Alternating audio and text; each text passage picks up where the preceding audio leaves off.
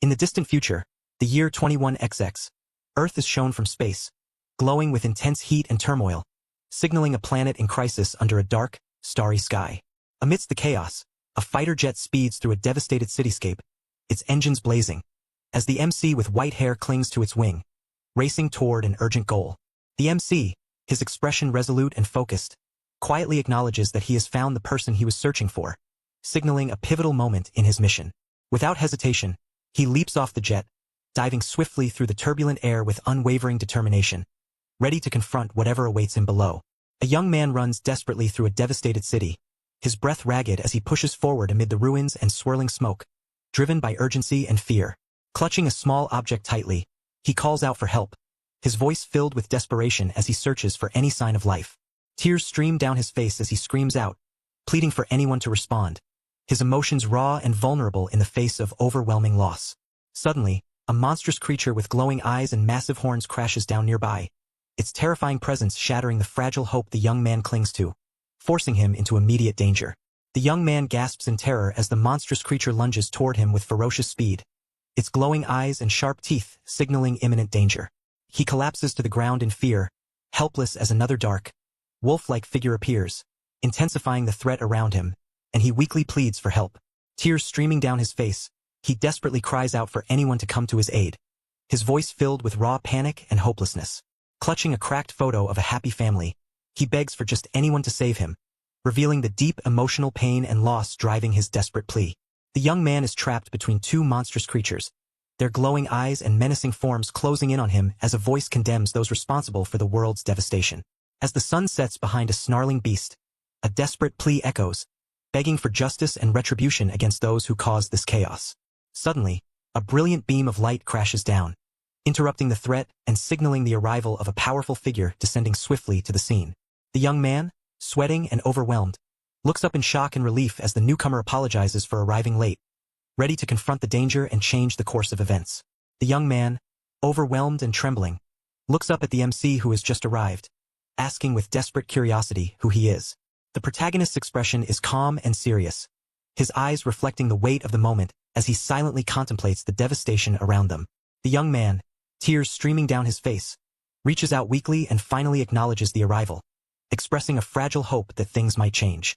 Against the backdrop of a ruined city under a blood-red sky, the young man voices a hopeful plea that together they can reclaim their shattered world.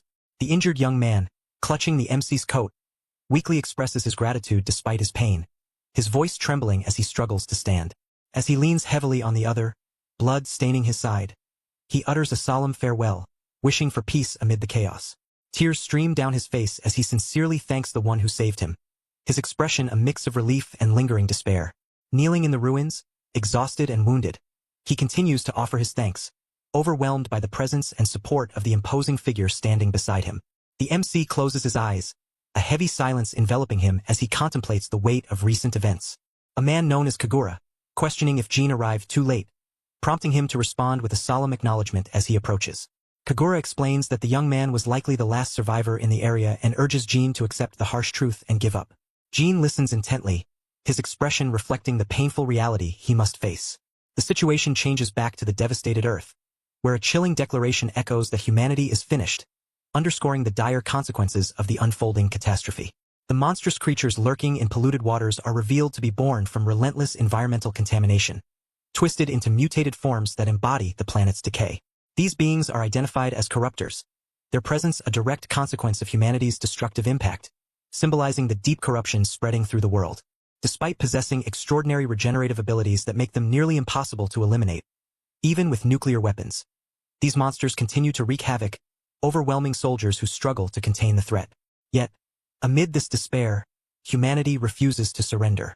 Through relentless human experimentation, scientists strive to develop new methods to fight back, holding on to a fragile hope for survival and resistance. Kagura, weary and resigned, questions if there is anyone left to save in this devastated world, his tone heavy with doubt and defeat. Admitting they were late, the MC, standing amidst the ruins, asserts with quiet conviction that despite everything lost, there remains something still worth saving, a glimmer of hope amid the destruction. The two men stand in the desolate city. Kagura skeptically asks if survivors could really still exist, but the other firmly denies it, underscoring the bleak reality they face. the MC looking back over his shoulder, signaling a pivotal moment as he declares that, in the future, change is coming. The focus moves inside a living organism where nanomachines, created with a purpose, are confirmed to heal the environment, hinting at a hopeful solution to the planet's devastation. It is revealed that these nanomachines do more than just halt the corruptor's regeneration. They actively trigger the recovery of the entire planet, suggesting a powerful force for restoration. The nanomachine's glowing presence within a monstrous form emphasizes their dual role. Not only do they prevent the creatures from regenerating, but they also initiate the healing process of the world itself. The MC confidently declares that one day, the planet will regain its former beauty, signaling a hopeful future despite the current devastation. He emphasizes that at that time, a new era will begin. The MC envisions a civilization thriving once again, just as humanity once did, expressing a belief in renewal and the resilience of life. Kagura responds skeptically, dismissing this vision as nothing more than a fairy tale, reflecting doubt and the harsh reality they face. Unfazed by the skepticism, the MC calmly accepts the criticism and continues forward, embodying unwavering hope and determination to see the planet restored. The MC calmly admits that even a tiny possibility is enough to hold on to, expressing a quiet but firm hope that fuels their resolve despite the overwhelming devastation around them. In a cold, empty corridor, the thought lingers that his power might be crucial in the future, hinting at a hidden strength or ability that could change the course of events yet to come. Kagura stands before a figure suspended in a tank, contemplating that this power might indeed be needed later, suggesting preparations or experiments underway to harness this potential for what lies ahead. The man reflects on the idea that simply believing in perhaps the faintest chance could be enough to save the future, reinforcing the theme that hope, no matter how small, is a vital force in the struggle to restore and protect what remains. Kagura reflects that simply passing on even the smallest chance is enough to keep hope alive, his calm determination underscored by the mysterious figure suspended in the glowing tank behind him. Suddenly, the process of cold sleep is initiated, signaling the start of a long, suspended state meant to preserve life or power for the uncertain future. A sequence of images tracks the passage of time and the ongoing devastation. Monstrous creatures roam the barren, ruined earth. As time passed, the earth gradually healing, its vibrant colors returning, symbolizing the slow but steady recovery of the planet and the promise of renewal after the long struggle. The relentless spread of monstrous creatures continues to ravage the land, reaching 50,000 years. As time passes, the creatures weaken and die off, the environment slowly beginning to recover, with the counter reflecting the dwindling threat and the gradual return of natural beauty along the shore.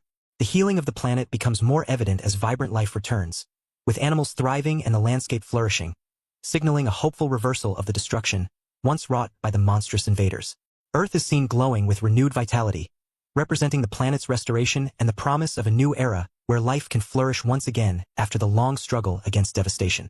100 million years have passed since the devastation began, marking a long stretch of time that has tested endurance and hope. A critical moment arrives as the system confirms access authorization and initiates the cold sleep release sequence, signaling the awakening of a preserved power or life form. A young girl runs urgently, breath heavy and determined, pushing forward with a sense of desperation and resolve. Suddenly, a terrifying monstrous creature with glowing red eyes lunges at the group, forcing the girl and two companions to flee in fear and urgency, highlighting the constant danger they face. The girl, breathless and determined, insists that the guardian god is truly present in this dangerous place, despite the disbelief of a companion who questions the reality of their situation. The urgency intensifies as the girl warns that if the guardian god isn't here, their fate is sealed. But then a terrifying presence with glowing red eyes emerges, confirming the arrival of the guardian god. Gripping a pendant tightly, the girls steels themselves, preparing for the imminent confrontation and the heavy responsibility that comes with the guardian god's presence. Their eyes sharpen with resolve as they acknowledge the arrival of the guardian god, the pivotal force whose presence could change everything in their desperate struggle. The girl and her companions stand before a sealed door, her conviction unwavering as she declares that the guardian god is surely present here, their hope pinned on this pivotal moment. Suddenly, the door bursts open, startling the group as they brace themselves for whatever lies beyond, the tension and danger palpable in their reactions. They quickly realize the path ahead is blocked by a massive grate, confirming their worst fear that this is a dead end, forcing them to reconsider their desperate situation. The girl falls silent, her expression heavy with the weight of their predicament, the uncertainty and fear settling in as they face the grim reality before them. A terrifying monstrous creature with glowing red eyes lunges toward the group, causing panic and fear as one of them desperately asks what they should do. The girl pleads for help, her voice trembling as the shadow of the creature looms over her companions, who crouch in fear. Overwhelmed with emotion and tears streaming down her face, the girl cries out for the guardian god to come to their aid, her desperation clear. A crack appears in a barrier or glass, signaling a response to her plea, followed by a calm acknowledgement that the call for help has been understood. As the barrier shatters, a radiant beam of light pierces through the darkness, revealing the girl and her companions standing in awe and fear. Their expressions a mix of shock and hope as the guardian god's presence becomes undeniable. The beam continues to glow intensely, and the girl, still trembling, hears a calm voice affirming that her faith was not misplaced, reinforcing the belief that their desperate hope was justified. Bare feet step forward through the broken glass, accompanied by a powerful, resonant sound, signaling the physical arrival of the guardian god, whose presence promises a turning point in their dire situation. Emerging from the shattered containment, a muscular man with glowing blue eyes and an aura of immense power smiles confidently, holding a swirling orb of energy, as he speaks of the endless possibilities that the future holds, embodying the hope and strength they desperately need. The storage box Kagura developed functions as expected, preserving the MC's clothes exactly as they were back then, a tangible link to his past. He contemplates the world he now faces, a reality set 100 million years into the future, confronting the vast unknown that stretches before him. Despite most of the data being corrupted, he finds it remarkable that this place has been preserved at all, highlighting the fragility and resilience of his environment. The preservation is credited to nanomachines dispersed in the atmosphere, with a nanomachine injector nearby symbolizing the advanced technology that has maintained this fragile state through the ages. The MC reflects on his desire to understand what has happened to the world, realizing that the only clue he can trust is a message cube left behind by Kagura. Before delving deeper, he decides to share his story, though he awkwardly covers his nudity, apologizing to his companions for being unclothed after 100 million years. His companions react with surprise and confusion at his nakedness, highlighting the absurdity of his long isolation.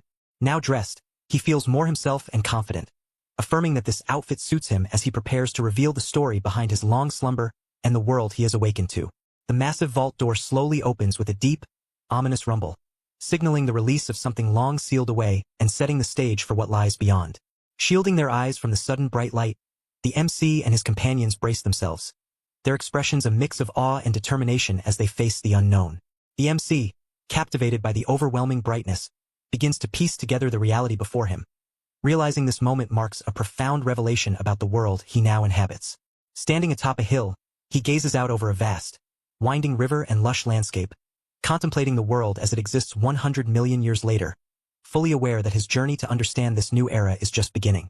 The young girl clings to the tall man with glowing blue eyes, her gaze filled with awe as she quietly acknowledges that he is the guardian god, a presence completely different from anything they had known before. She urgently calls out for her companions to follow her, pointing the way forward through the lush forest path, determined to lead them safely onward. The guardian god narrows his eyes, his expression sharp and focused as he contemplates the strange new world around him, sensing something unfamiliar yet significant. The girl reflects on the startling discovery of beings resembling humans, though she knows humanity should have been extinct for 100 million years, wondering if these are creatures that evolved over that vast time, as her companions, a koala-like and a cat-like figure, look on with curiosity and surprise. The young girl considers the strange beings they encountered, concluding that they have most likely been affected by nanomachines, which explains their unusual traits and survival over such an immense span of time. The MC reflects on the fact that the language from 100 million years ago still functions, seeing it as strong evidence of the nanomachine's influence, and then realizes he hasn't introduced himself yet. He formally introduces himself as Shido Jean, asking to be called Jean, while the young girl introduces herself as Hakama Phil, preferring just Hakama, establishing their identities as they prepare to move forward together. The koala-like and cat-like companions join the introductions, with the koala-like figure cheerfully naming himself Danpu and the cat-like one nervously adding that he is Shandy, completing the group's introductions and strengthening their bond as they face the unknown future. Hakama reveals their urgent mission to Shido Jean, explaining that they need him to defeat the corruptors, a threat that endangers their world. Jean, still processing this, questions what exactly the corruptors are. Danpu reacts with shock and fear upon hearing the mention of the corruptors, clearly unsettled by the gravity of the situation. The group races forward, with a determined man gripping Jin's arm, urging him to keep moving as they near their destination. Jean asks what he is supposed to do, and the man insists they are almost there, emphasizing the urgency. As they arrive, the group is horrified to see the village engulfed in flames and smoke, rising into the sky, signaling a devastating attack that confirms the danger they face is immediate and severe. The group arrives at the village, horrified to see wooden barricades and buildings engulfed in flames, evidence of a brutal attack that has left the settlement in ruins. Shido-jin remains silent, his expression serious and contemplative as he processes the devastation before them. Two young figures sprint desperately through the burning village, calling out frantically for their parents, their fear and urgency palpable as they try to reach their family. The young boy runs ahead with the girl close behind, both overwhelmed by the chaos and destruction surrounding them, their cries echoing as they plead for their loved ones to hold on. The man surveys the burning village, noting that the civilization here doesn't appear very advanced despite the devastation.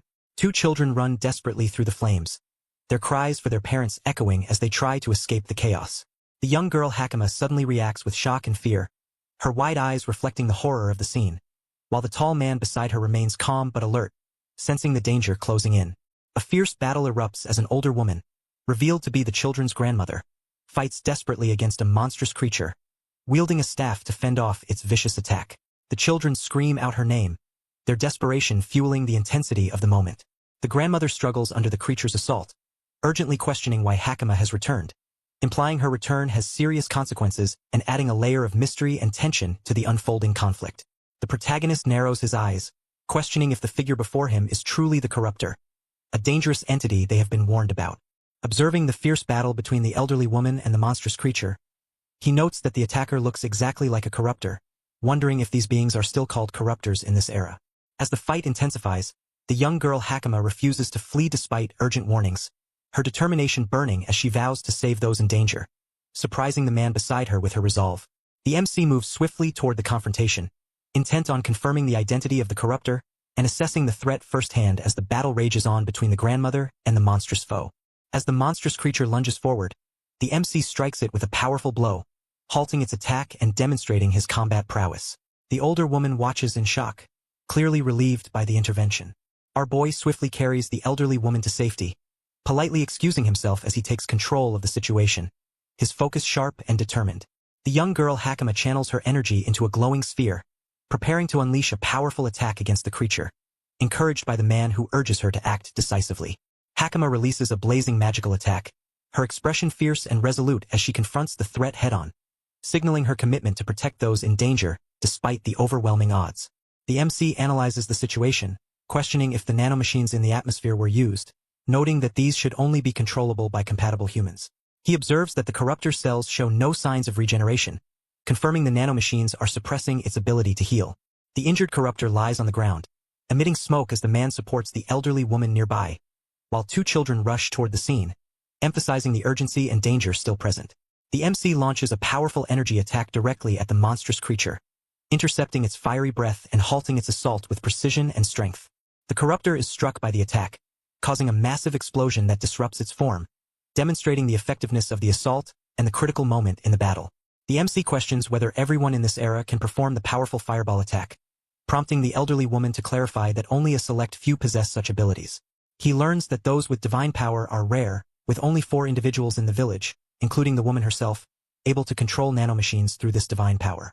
The young girl urgently asks the grandmother about the fate of the other villagers, to which the grandmother responds that she has already evacuated them, ensuring their safety. The older man gently supports the exhausted young boy while asking the grandmother the more pressing question of why she returned, hinting at a deeper significance behind her unexpected arrival. The elderly woman solemnly admits that the village has already been destroyed beyond recovery. She reveals that the corruptor they faced earlier was merely a newborn larva, far less threatening than the main entity. The narration warns that the main body of the corruptor is now beyond their ability to confront. It is only a matter of time before the larval corruptors multiply and overwhelm the village in overwhelming numbers. The young girl Hakama calls out to her father, who expresses relief and concern upon seeing her, explaining he was worried because she wasn't in the shelter where the villagers were sent for safety. Hakama asks about the villagers, and the man reassures her that he has already sent them to the shelter, ensuring their protection from the ongoing threat.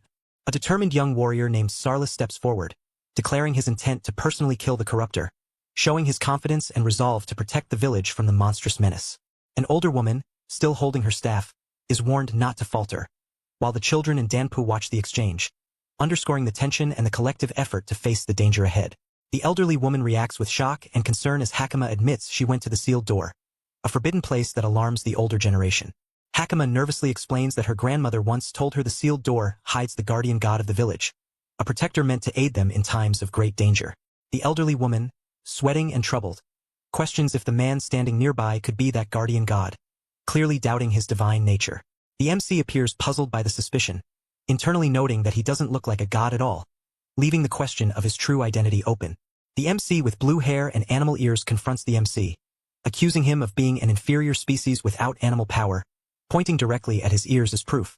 The MC reacts with disbelief and questions the insult, asking if he is really considered inferior.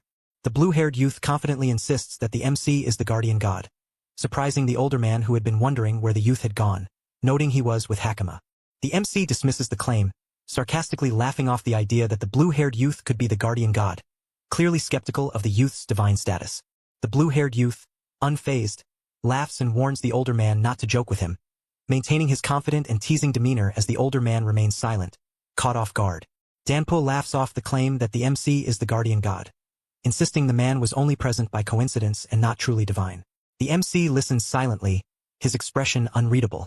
He confidently boasts that he can kill a larval corruptor with a single blow, mocking the threat as something he can easily handle. The young girl looks up at him, skeptical but attentive. The MC suddenly demands attention, his serious tone cutting through the banter as he prepares to address the situation with gravity. Danpo sharply declares that the village's problems are theirs alone to solve, explicitly rejecting any help from outsiders he deems inferior species, making it clear that unwelcome forces will not be tolerated.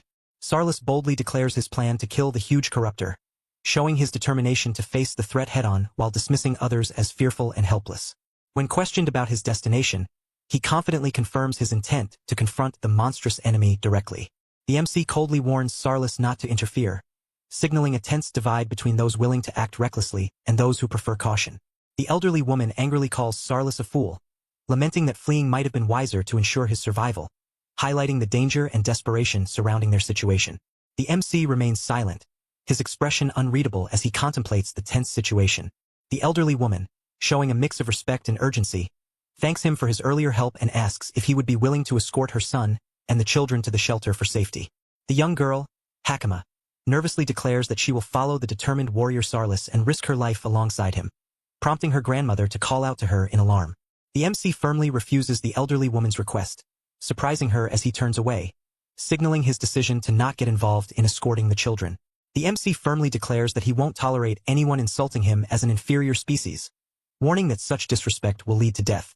His confident stance and sharp gaze intimidate the villagers behind him, who watch with mixed expressions of surprise and concern. Meanwhile, the young girl with animal ears brightens with a sincere smile, expressing that she too has her own pride, showing her resolve and inner strength despite the tense atmosphere. A massive corruptor monster rises ominously from the water, its glowing eyes and armored body signaling a terrifying threat to the land. The creature's roar echoes across the area, announcing its presence with overwhelming menace. The monster begins to move forward, its muscular torso emerging from the water as it advances, causing ripples and disturbance in its wake. Its sheer size and power become even more apparent as it prepares to confront any challengers.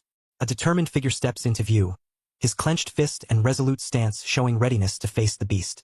He calls out directly to the monster, signaling his intent to engage and not back down from the looming danger. The man, charged with crackling blue energy, declares his purpose with fierce conviction. He will carry the country on his back and become a holy knight. His electrified aura and unwavering gaze emphasize his commitment to protect and fight for his people. The towering corruptor looms menacingly as the warrior charges forward, crackling with electric energy, declaring that an invader like this must be confronted head-on. With fierce determination, he leaps into battle, shouting that he will take down the monstrous threat himself, launching a powerful attack against the creature. Meanwhile, smaller, worm-like invaders begin to emerge, their dripping, grotesque forms slithering ominously as they prepare to swarm the area. These smaller invaders detach and fall rapidly toward the ground, signaling an imminent and overwhelming assault that adds to the danger of the battle. The warrior, crackling with electric energy, faces a towering corruptor as smaller, aggressive creatures leap toward him, preparing to overwhelm him with a fierce assault. With a fierce shout, he slashes through the smaller monsters, commanding them to get out of his way as he clears a path forward. The massive corruptor snarls defiantly, vowing to end the fight with a single blow, while the warrior steadies his electric spear, readying for the decisive clash. Launching himself at the beast with incredible speed, the warrior charges in, shouting take, as he aims to strike the corruptor with a powerful, electrified attack.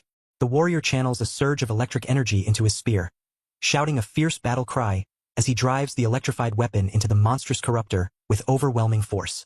Blood stains his determined face, but he grins defiantly, fueled by adrenaline and the will to protect, refusing to back down despite the injury. The corruptor roars in pain and rage, its massive jaws snapping shut as it tries to resist the warrior's relentless assault, while the warrior swiftly maneuvers through the water, spear poised for another strike. The spear pierces deep into the corruptor's glowing eye, causing it to bleed and weaken, signaling a critical blow that could turn the tide of the battle in the warrior's favor. Danpo notices with alarm that the corruptor's wounds are regenerating, realizing the battle will be far more difficult than expected. As the corruptor's massive claw swings down, Danpo braces himself, narrowly avoiding the devastating attack. He quickly recovers, wiping sweat from his brow, confused and frustrated by the creature's relentless resilience. Meanwhile, Shido Jin steps forward, activating a glowing hexagonal barrier with a calm but commanding presence, taunting the corruptor by asking if it feels better now, signaling his intent to counter the regeneration with his own power.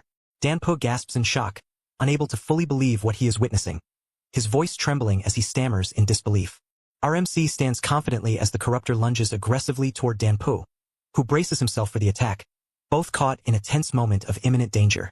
The man calmly questions how the monstrous creature could still be alive, his tone laced with surprise and concern as he assesses the situation. With a sudden, deliberate snap of his fingers, the man prepares to take decisive action, signaling that he is about to confront the persistent threat head-on. RMC unleashes a powerful energy blast, striking the monstrous corruptor with overwhelming force and sending it reeling backward. His calm yet commanding posture shows his confidence in controlling the battle's momentum. Danpo, shocked and alarmed, shouts in disbelief as he witnesses the unexpected turn of events, desperately calling out to the corruptor to hurry and regroup. The young warrior, sensing urgency, calls out loudly for Salse, rallying the group to move quickly as the threat intensifies. The others respond immediately, sprinting forward with determination to support their leader. Two villagers, wide-eyed and breathless, exchange a look of shock and fear, realizing the danger has escalated beyond their expectations as the battle's stakes become clearer. An older woman looks on in shock and confusion, struggling to comprehend the sudden and overwhelming turn of events unfolding before her. She questions what just happened, clearly unsettled by the chaos. The monstrous corruptor towers over the two men standing in the water, its massive, grotesque form looming ominously as it prepares to strike with one hand, emphasizing the terrifying scale and power of the threat they face. RMC senses the increasing difficulty of the battle, noting that the corruptor is starting to feel heavy, signaling its weakening state. His companion, Danpo, reacts with surprise as the man suggests they retreat for now to regroup. RMC swiftly grabs Danpo, pulling him away from danger as they make a quick escape, prioritizing survival and strategic withdrawal in the face of the overwhelming enemy. RMC questions the true nature of the monstrous creatures, revealing that even when damaged, they regenerate instantly, making them nearly impossible to defeat. Suddenly, our boy grabs Danpo and leaps away just as a massive creature lunges violently, narrowly missing them both. As they land safely, Danpo looks up anxiously, still gripping his weapon, while the man remains calm and composed, preparing for what comes next. The monstrous creature crashes into the water with tremendous force, emphasizing the overwhelming threat they face and the urgency of their situation. Our MC acknowledges the recent attack was effective but notes the wound wasn't deep enough to halt the corruptor's regeneration, emphasizing the creature's resilience. Danpo, confused and anxious, questions the meaning of nanomachines, prompting the man to explain that what they call divine power is actually nanomachines that inhibit regeneration. The man clarifies that nanomachines are essential to stop the creatures from healing instantly, revealing a scientific truth behind the mystical appearance of their power. Danpo, overwhelmed and doubtful, asks if the man is truly their guardian god, to which the man responds honestly that he doesn't remember ever becoming a god, casting uncertainty on his identity and role. RMC, standing firmly in the muddy water, declares that despite everything, there is something important he needs to say. Behind him, Danpo kneels, catching his breath, both surrounded by the ominous, stormy sky. The man questions the assumption that the crisis belongs solely to the village, prompting a hesitant confirmation from Danpo, revealing tension about responsibility and ownership of the problem.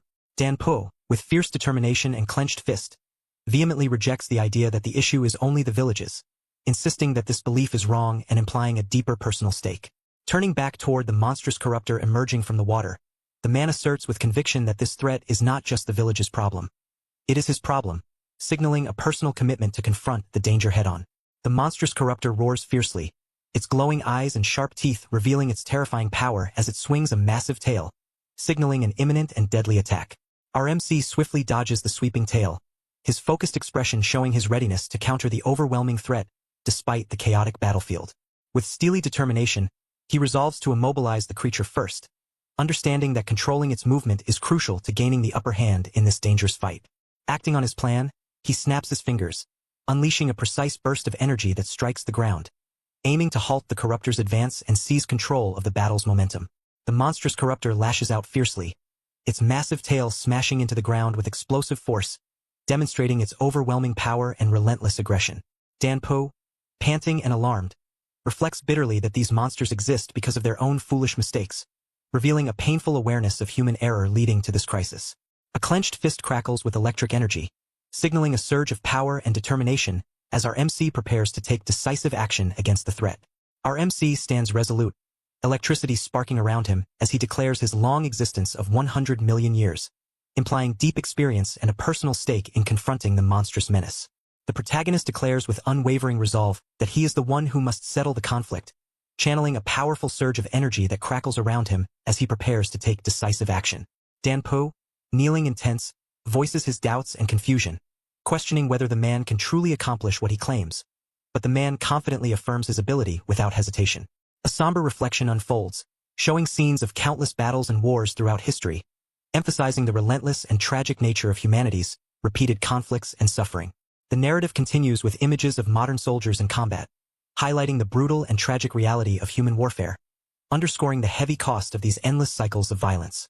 The MC reflects on humanity's violent past, describing it as a blood-stained history marked by endless conflict and suffering, while a laboratory scene hints at scientific attempts to control or understand this chaos.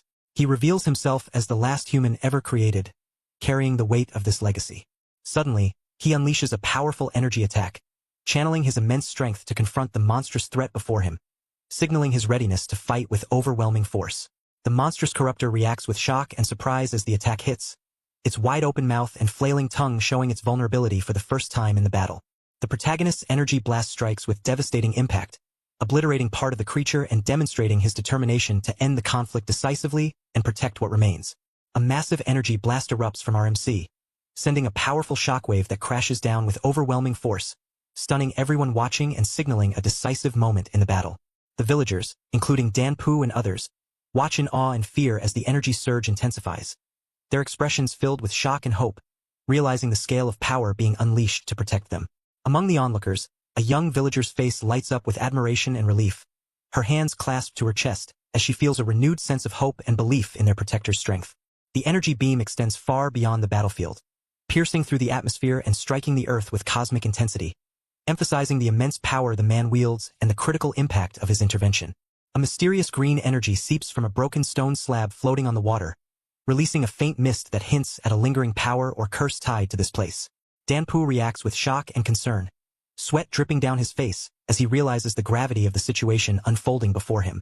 Our MC claps his hands confidently, turning to face Danpu and declaring that he is the last scientific weapon, implying he is a product of advanced experimentation designed for a critical purpose.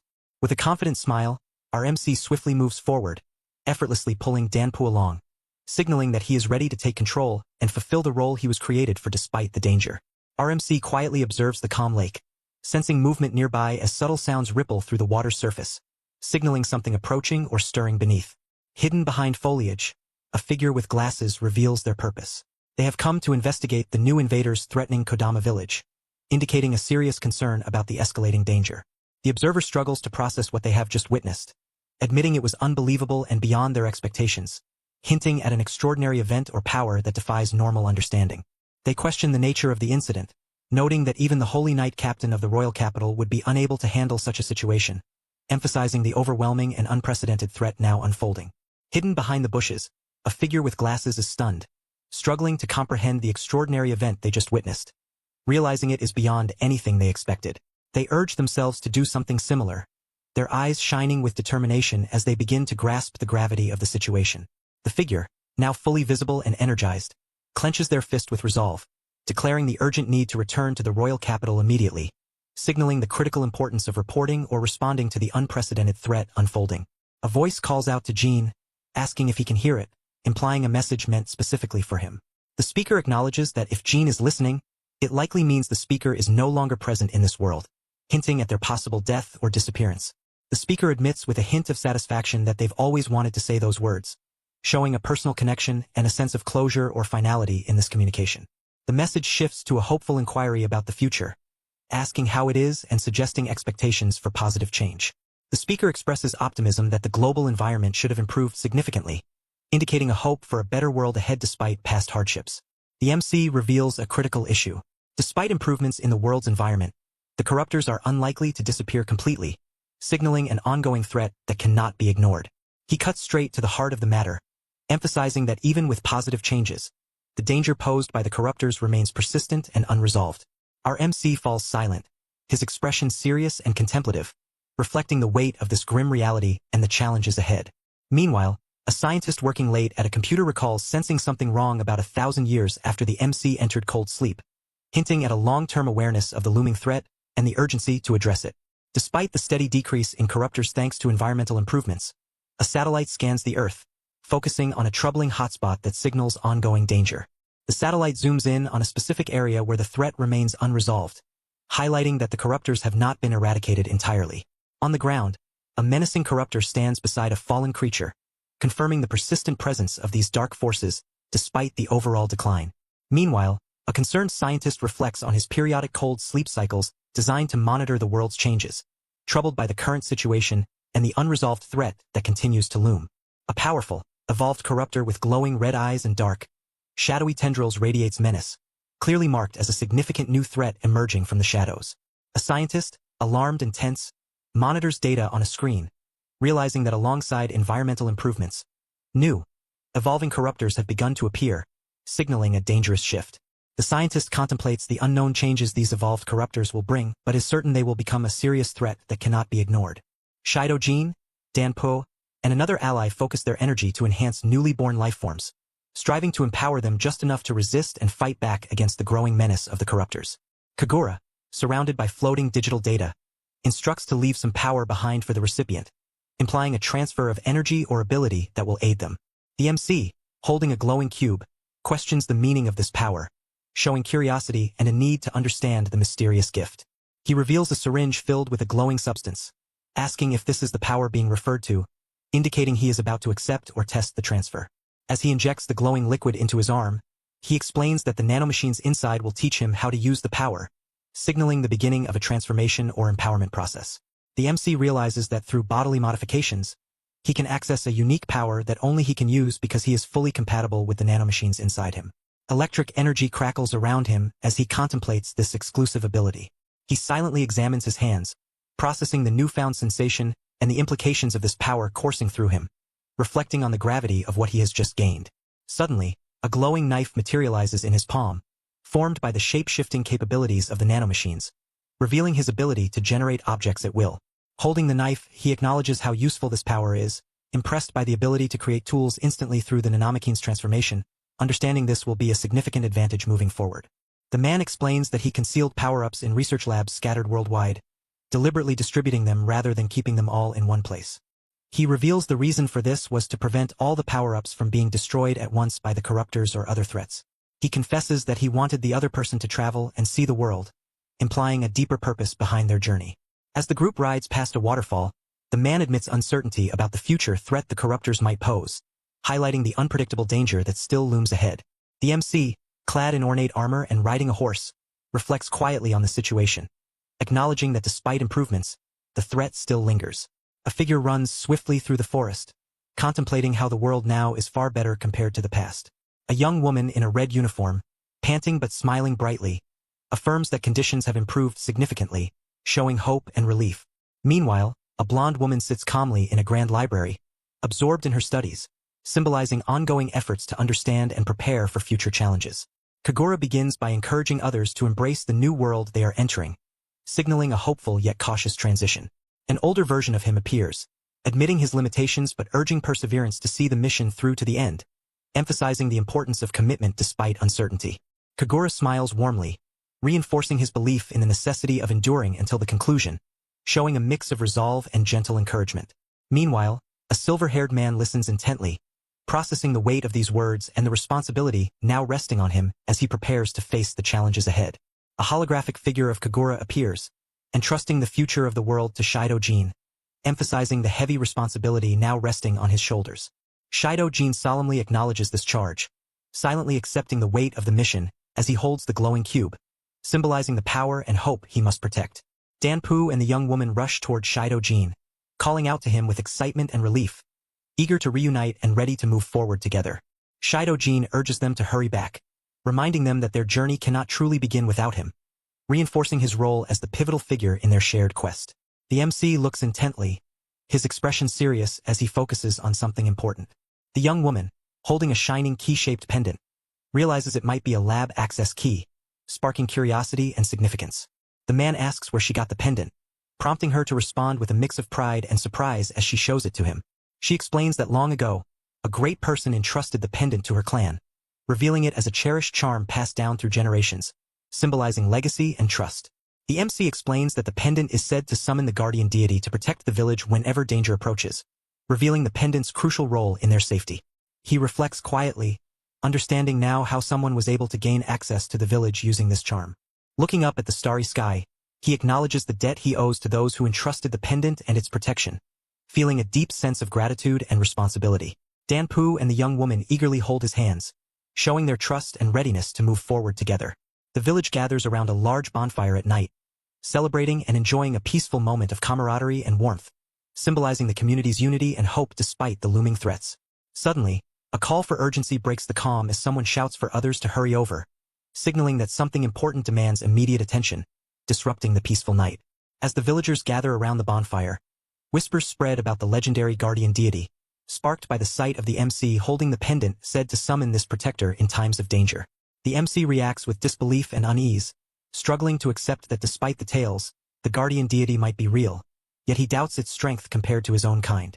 Nearby, villagers laugh skeptically, mocking the idea that a scrawny outsider could have defeated such a powerful entity, their doubt highlighting the tension between belief and reality. Suddenly, a loud, ominous noise breaks the night's calm, drawing everyone's attention and signaling that something urgent and possibly dangerous is approaching, shattering the moment of peace. A man with animal ears angrily scolds others for running away and missing what happened, while a younger figure nearby apologizes and checks if everyone is okay after a chaotic event. The MC, along with Danpu and the young woman, comments on how the villagers' attitudes have completely changed since the afternoon, marveling at how amazing the guardian deity truly is. The MC turns to face an approaching elder, acknowledging her presence as she arrives with a respectful greeting, signaling an important moment of recognition. The elder woman expresses deep gratitude on behalf of the entire village, formally thanking the group for their efforts and protection, reinforcing the strong bond between them and the community. A man and an older woman express their deep gratitude, acknowledging that without the group's help, their village would have been destroyed, and they want to repay this debt in some way. Jin smiles reassuringly, telling them not to worry about repayment, showing his confidence and willingness to help without expecting anything in return.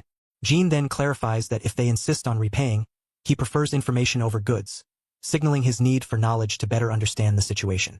The man, surprised but attentive, asks for clarification about the information Jin wants, prompting Jin to explain that he seeks detailed knowledge about the current state of their world, emphasizing the importance of understanding their environment for the challenges ahead. The elder advises that the best course of action is to head to the royal capital, prompting a surprise question about this destination. She explains that the royal capital, Kermosia, is where the king rules and where many people from across the country gather, making it a hub of information about the world state. She adds that the villagers frequently travel there to sell their specialty goods, made from with silkworm thread, highlighting their connection to the capital despite their remote location. Acknowledging the journey's difficulty, she reassures that the guardian deity will provide protection, though she admits uncertainty about the exact location of the royal capital. The elder instructs them to use Hakama as their guide, explaining that this child has important business in the royal capital, hinting at a deeper connection and purpose beyond the village. It is revealed that the child can wield divine power, and in the royal capital, there is an academy dedicated to enhancing such power, emphasizing the significance of the child's abilities and the importance of their journey ahead. The peaceful morning unfolds over a quaint village nestled between lush mountains, with birds soaring freely above and a gentle river winding through the landscape, setting a serene and hopeful tone. Jin greets the day with a calm smile, appreciating the fresh air and the tranquility that surrounds him, signaling a rare moment of peace. From a wooden balcony overlooking a vast green field and distant mountains, Jin reflects on the beauty before him, marveling that such a sight is now within his reach, hinting at a significant change in his life. Shielding his eyes from the sunlight, Jin expresses a wistful longing that he wishes to have shared this serene moment with Kagura, revealing a deep emotional connection and a sense of loss as a younger figure stands quietly behind him. The young boy, holding a neat stack of folded clothes, quietly utters the words guardian deity, hinting at a significant role or identity tied to these garments. A tall, muscular man stands with his back to the boy, overlooking a scenic mountain view from a balcony, instructing him to wear the clothes, emphasizing the importance of proper attire. The group of villagers gathers on a cobblestone path in the peaceful village surrounded by mountains, setting a calm and hopeful atmosphere as they prepare for what lies ahead. An elder woman explains to the boy and others that the garment is a hakama, stressing that he must fulfill his role as a guide, underscoring the responsibility and expectations placed on him. The young man with wolf-like ears expresses his desire to learn by staying close to the guardian deity, but the elderly woman chides him to focus on studying first, prompting him to sharply tell her to be quiet. Shidu Jin appears with the young girl and asks if the wolf-eared youth is Salse, complimenting his movements from the previous day, showing Jin's recognition of his progress. The wolf-eared youth excitedly announces that he will be waiting in the royal capital, revealing his eagerness and determination to continue his journey and training. Surprised but motivated, the young man vows to work hard at his studies, while the group around him, including Jin and the elderly woman, show their support and encouragement, entrusting the guardian deity to take good care of the Hakama. An elder man advises the young boy named Hakama to take care of his health as he embarks on his journey, emphasizing the importance of self-care before they part ways. The boy acknowledges the advice with a simple agreement, preparing himself mentally for what lies ahead. The group of villagers, including the elder and others who have supported Hakama, wave farewell warmly as he and Shidu Jin begin their departure, marking a heartfelt goodbye filled with hope and encouragement. As they walk along a peaceful path beside a sparkling river, Jin and Hakama share a light moment, their bond growing stronger as they journey forward together under the clear blue sky. The day transitions into evening with a breathtaking sunset over mountains and a waterfall, where Hakama excitedly points out the beauty of the landscape, symbolizing the start of a new chapter filled with wonder and promise. As night falls, Jin and Hakama sit by a campfire deep in the forest, where Hakama asks how far it is to the royal capital, showing his curiosity about the journey ahead. Jin calmly replies they still have to walk for another 4 days, surprising Hakama with how close the destination actually is, which hints at the challenges still to come. Under the starry sky, Hakama addresses Jin as guardian deity and questions why he wants to know about the world, revealing Hakama's growing interest in Jin's motivations and the broader world beyond their travels. Jin smiles mysteriously and refuses to reveal his reasons, calling it a secret, leaving Hakama thoughtful and intrigued about the deeper purpose behind their journey. Shidu Jin reflects on a harsh truth shared by Kagura. Corruptors never truly disappear. He acknowledges that corruptors still exist in the current era, emphasizing the ongoing threat they pose. Jin explains that corruptors should only be able to reproduce in heavily polluted environments, but the natural balance seems disrupted. As Jin channels a glowing energy in his hands, he senses that something fundamental is shifting, signaling a significant change in the world around him. The young girl notices Jin's intense expression and gently tells him he's making a scary face, prompting him to apologize and explain he was lost in thought. Jin reflects quietly that despite the prevalence of corruptors, there must still be people living in this era who have not been dominated by them, hinting at hope for the future. He resolves to first investigate how the people of this era deal with corruptors, deciding to uncover the truth about them gradually over time. As they sit by the campfire under the starry sky, Jin asks the girl to stop calling him guardian deity, and insists she simply call him Jin, rejecting formal honorifics to emphasize a more personal connection. A horse gallops swiftly through the night, its hooves pounding the ground as the rider presses forward with urgency. By the campfire, Jin and the young girl are startled as a voice apologizes for disturbing their rest, signaling an unexpected visitor.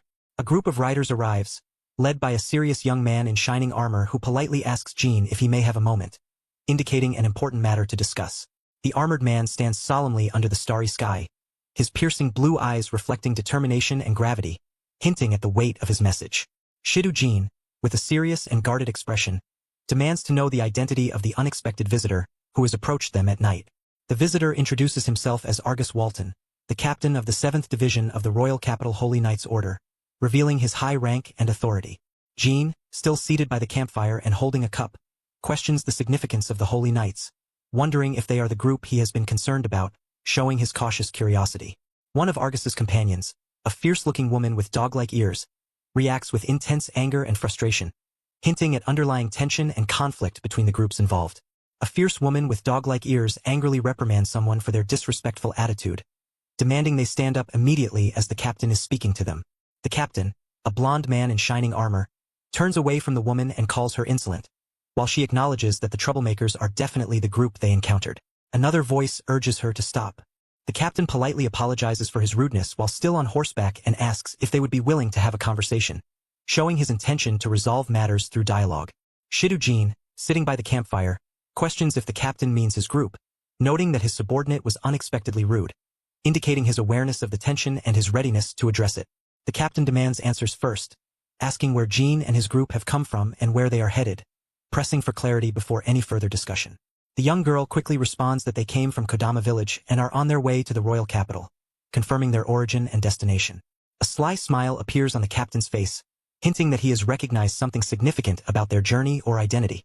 A fierce female knight on horseback confirms with determination that the travelers must be the ones they have been looking for, signaling that this encounter is far from ordinary and likely to escalate.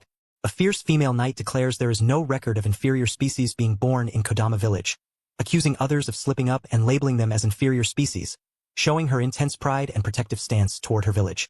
Shidujin contemplates the presence of birth records and organization in this country, noting that the system is quite structured, which surprises him given the context of their journey.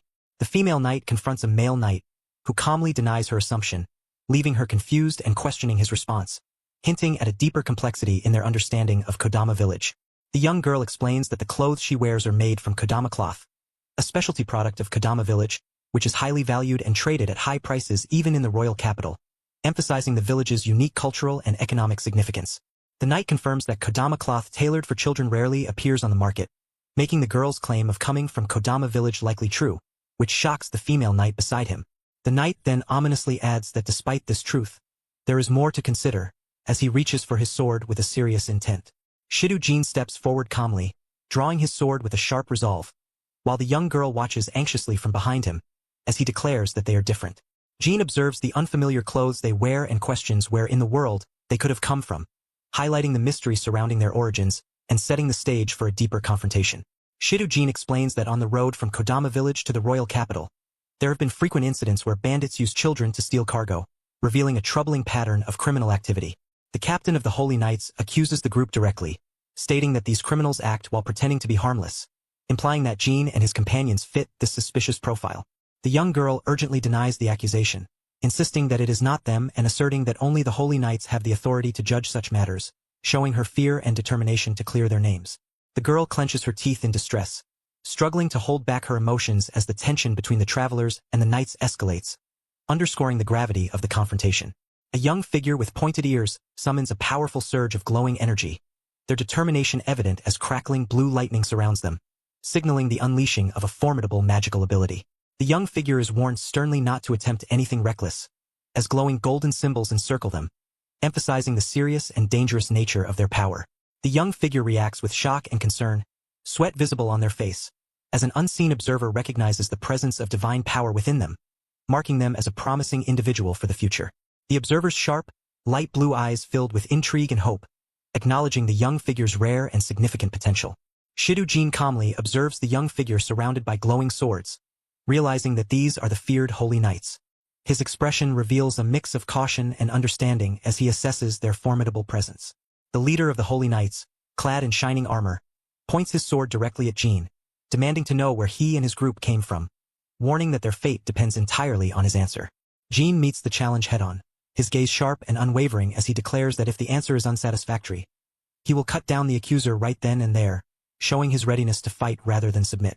Internally, Jin acknowledges the undeniable strength of the Holy Knights, recognizing that they are powerful adversaries, which heightens the tension and stakes of the confrontation. Shidujin remains silent, his sharp light blue eyes fixed with unwavering intensity, conveying a deep, unspoken resolve as the tension in the confrontation thickens. The leader of the Holy Knights demands an answer about their origins, warning that their fate hinges on the response he receives. His sword pointed unwaveringly at Shidujin as tension mounts. With fierce determination, the knight threatens to cut Jin down immediately if his answer is unsatisfactory, showing no hesitation to resort to violence. Jin remains silent, his sharp eyes reflecting a calm but resolute defiance, refusing to be intimidated despite the grave threat. The Jin's face reveals his unyielding resolve as he processes the challenge, holding back his reply while the weight of the moment presses down on him. The knight's intense gaze sharpens as sweat beads on his face, revealing his inner conflict and the weight of the moment as he keeps his sword raised, poised between threat and hesitation. Shidu Jin calmly breaks the silence, declaring that he comes from Kodama village, directly confronting the knight's suspicions with a clear and unyielding statement. A female knight reacts with shock and disbelief, her voice rising in surprise as she struggles to process Jin's unexpected claim, revealing cracks in the knight's certainty and escalating the tension. The captain of the Holy Knights lowers his sword slowly, acknowledging Jin's answer with a quiet, thoughtful acceptance, which causes confusion and concern among the other knights, signaling a shift in the confrontation's dynamic. The armored knight questions the young girl intensely, asking if she is lying about her origins, while she nervously affirms her truth with a determined nod. The girl reveals that Shidu Jin is the guardian deity of Kodama village, surprising the knight and adding weight to her claim. The knight processes this revelation with a mix of surprise and understanding, realizing the significance of the title, guardian deity. With the tension easing, the knight asks if their business is concluded, and Jin calmly confirms that it is, signaling the end of the confrontation. The captain, mounted on his horse, calmly explains that his harsh behavior is simply part of his duty, asking for forgiveness for his rudeness, which shocks a female knight who protests his attitude. He inquires if Shidu Jin is also heading to the royal capital, to which Jin confirms, prompting the captain to remark that they will likely meet again in the future. The captain offers Jin assistance if he ever encounters trouble, and requests that Jin overlook the 7-day debt they owe, causing the female knight to react with disbelief and concern. Without hesitation, the captain announces his departure, leaving the female knight stunned and questioning his seriousness as he rides away, while Jin watches quietly. Shidu Jin is called urgently by someone, his calm and composed expression unchanged despite the sudden shout. The group rides swiftly through a mountainous forest path under the starry night, as a voice questions why someone retreated earlier, hinting at a critical moment of hesitation. A female knight angrily insists that the suspicion was justified, condemning the so-called inferior species with frustration and disbelief, revealing deep-seated prejudice within the group. Jin reflects quietly on the harsh label of inferior species, his thoughtful gaze showing he is processing the weight and implications of such discrimination. The leader of the Holy Knights questions which side truly represents the inferior species, casting doubt on their own assumptions and unsettling his companions. A fellow knight nervously agrees, acknowledging the overwhelming power difference they witnessed, especially when facing the senior power among them. The senior knight calmly points out that the difference in strength was obvious, hinting that their underestimation was a critical mistake. Meanwhile, Shidu Jin reflects quietly by the fire, contemplating the vast gap in power between himself and the Holy Knights, underscoring the tension and stakes of their encounter. The knight admits he attacked 3 times but failed to land a decisive blow, his expression revealing frustration and disbelief at the opponent's resilience. He then draws his sword and points it firmly at the man in front of him, demanding answers or action with unwavering authority. His grip tightens on the sword's hilt, signaling readiness to strike or escalate the confrontation at any moment. Meanwhile, the man calmly clenches his fist inside his coat, a subtle but deliberate movement hinting at hidden power or a prepared countermeasure. Shidu Jin reflects on how he was defeated before he even had a chance to fight back, facing a knight who confidently points his sword at him under the starry sky. A female knight nervously asks if the captain used his divine power during the fight, to which he quietly confirms that he did. The female knight reacts with shock and disbelief, as she realizes the captain's divine power never even activated during the battle. Jin explains that he attacked the opponent just as he did with a young girl before, but the spirits refused to lend him their power, leaving him powerless in both encounters. 2 female knights riding side by side exchange tense words, one urgently questioning if the situation implies something significant, while the other quietly agrees, confirming the gravity of what they suspect. The knights realize this means there is a vast disparity in their fundamental divine power, suggesting that someone with extraordinary ability is involved, capable of feats beyond their understanding.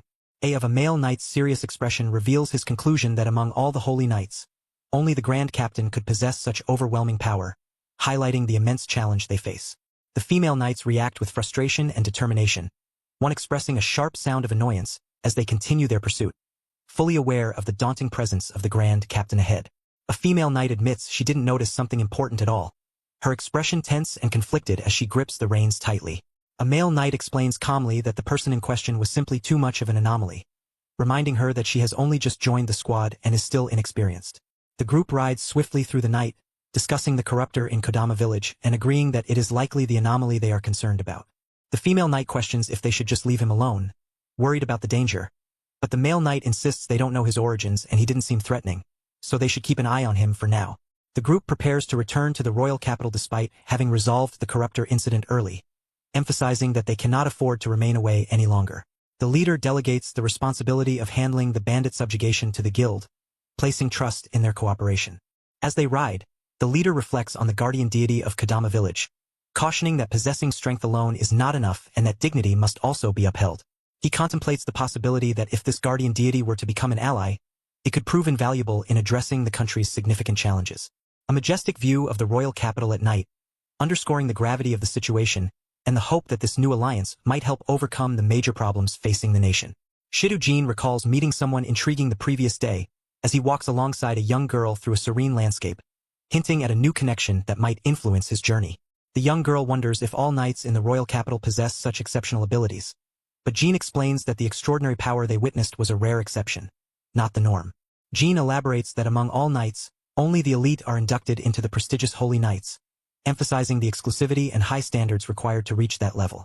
He further reveals that the activation speed of the Grand Captain's spirit magic operates on a completely different level, surprising the girl who questions the nature of spirit magic itself. The young girl explains that the power to borrow the strength of spirits is called divine power, and the techniques activated by this power are known as spirit magic. She illustrates this with a simple example where a spirit willingly lends its power, but when corrupted, it becomes a dangerous threat. Shidu-jin processes this information thoughtfully, realizing that nanomachines are treated as spirits within this system, which reframes his understanding of the powers at play. As they continue walking, Jin reflects on the nature of their world, concluding that in this era, science and fantasy are intertwined, blending seamlessly into one another. Suddenly, a fierce female knight appears, shouting an insult at inferior species, while Jin remains calm and contemplative, considering the implications of such hostility in this complex world. Shidu-jin reflects on the harsh insult of being called inferior species, pondering its weight as the young girl beside him looks on with confusion. He explains that this era is home to many different species, confirming the girl's understanding with a simple affirmation. Jin elaborates that some species resemble fish while others are closer to insects, prompting the girl to question the idea of insect-like beings. Recalling a story from Granny, Jin describes a time long ago when living spaces were limited, showing underwater scenes of merfolk to illustrate the origins and diversity of these species. The world transformed as everyone adapted by changing into bodies suited for the regions they inhabited, reflecting a deep connection between form and environment. Shidu-jin contemplates this adaptation, questioning if these changes were specifically tailored to fit the environment. He wonders if some survivors truly existed 100 million years ago and if humans evolved from them, but quickly decides it's pointless to dwell on such distant history now. Jin then asks if those who didn't undergo these changes are considered the inferior species, and the young girl confirms this harsh reality with a simple affirmation.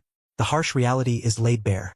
Those who adapted and changed to fit their environments are far superior, leaving others behind as inferior in many ways. This divide fuels the cold, unfeeling view the world holds toward the so-called inferior species.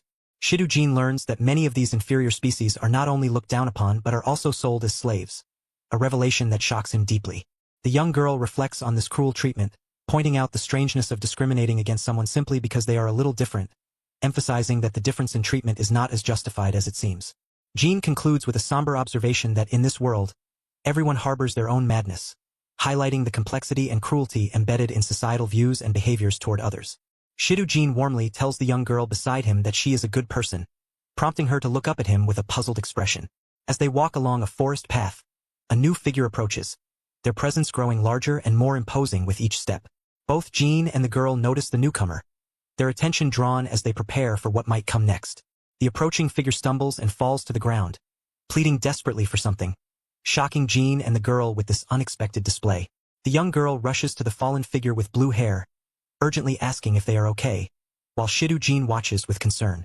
Jin's expression sharpens as he suddenly notices something unusual, his attention fully captured.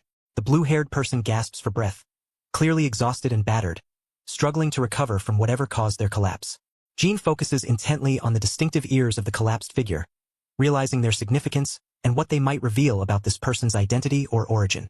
The blue-haired woman lies on the ground, exhausted and gasping for breath, her body covered in dirt and bruises, clearly having endured a harsh ordeal. The young girl kneels beside her, worried and trying to offer comfort. The MC observes the injuries carefully, noting the severity and extent of the bruises, his expression serious as he assesses the woman's condition.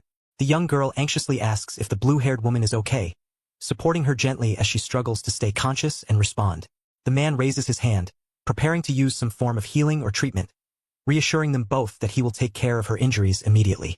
The blue-haired woman, bruised and desperate, holds a knife to the young girl's throat, warning the MC not to move or she will kill him. Her fierce determination and exhaustion show how dire their situation is. The MC stands calmly, his expression unreadable but alert, as he commands them to freeze, clearly assessing the threat with precision and control. The blue-haired woman tightens her grip on the girl, panting heavily as she threatens to kill the man if he makes a move, her resolve unwavering despite her battered state. The young girl looks terrified but remains still, caught in the tense standoff. The MC narrows his eyes thoughtfully, silently acknowledging the situation and the woman's desperation, preparing to respond carefully to this dangerous confrontation. The blue-haired woman, bruised and desperate, holds a knife tightly to the young girl's throat, declaring their situation is a perfect trap, revealing her fierce determination despite exhaustion. The MC narrows his eyes, realizing the danger means their enemies are close by, heightening the tension and urgency of their predicament. A shadowy figure approaches steadily down the path, confirming that someone capable of setting such a trap truly exists nearby, signaling an imminent confrontation. An older man with a beard praises someone named Puffle for a job well done, indicating that the trap was orchestrated by an ally and the threat is part of a larger plan. A man with a cunning smile commends his subordinates for following orders perfectly, revealing their use of stealth camouflage to conceal their presence. The stealth camouflage is explained as a nanomachine function that captures surrounding imagery, making the user appear transparent and blend into the environment.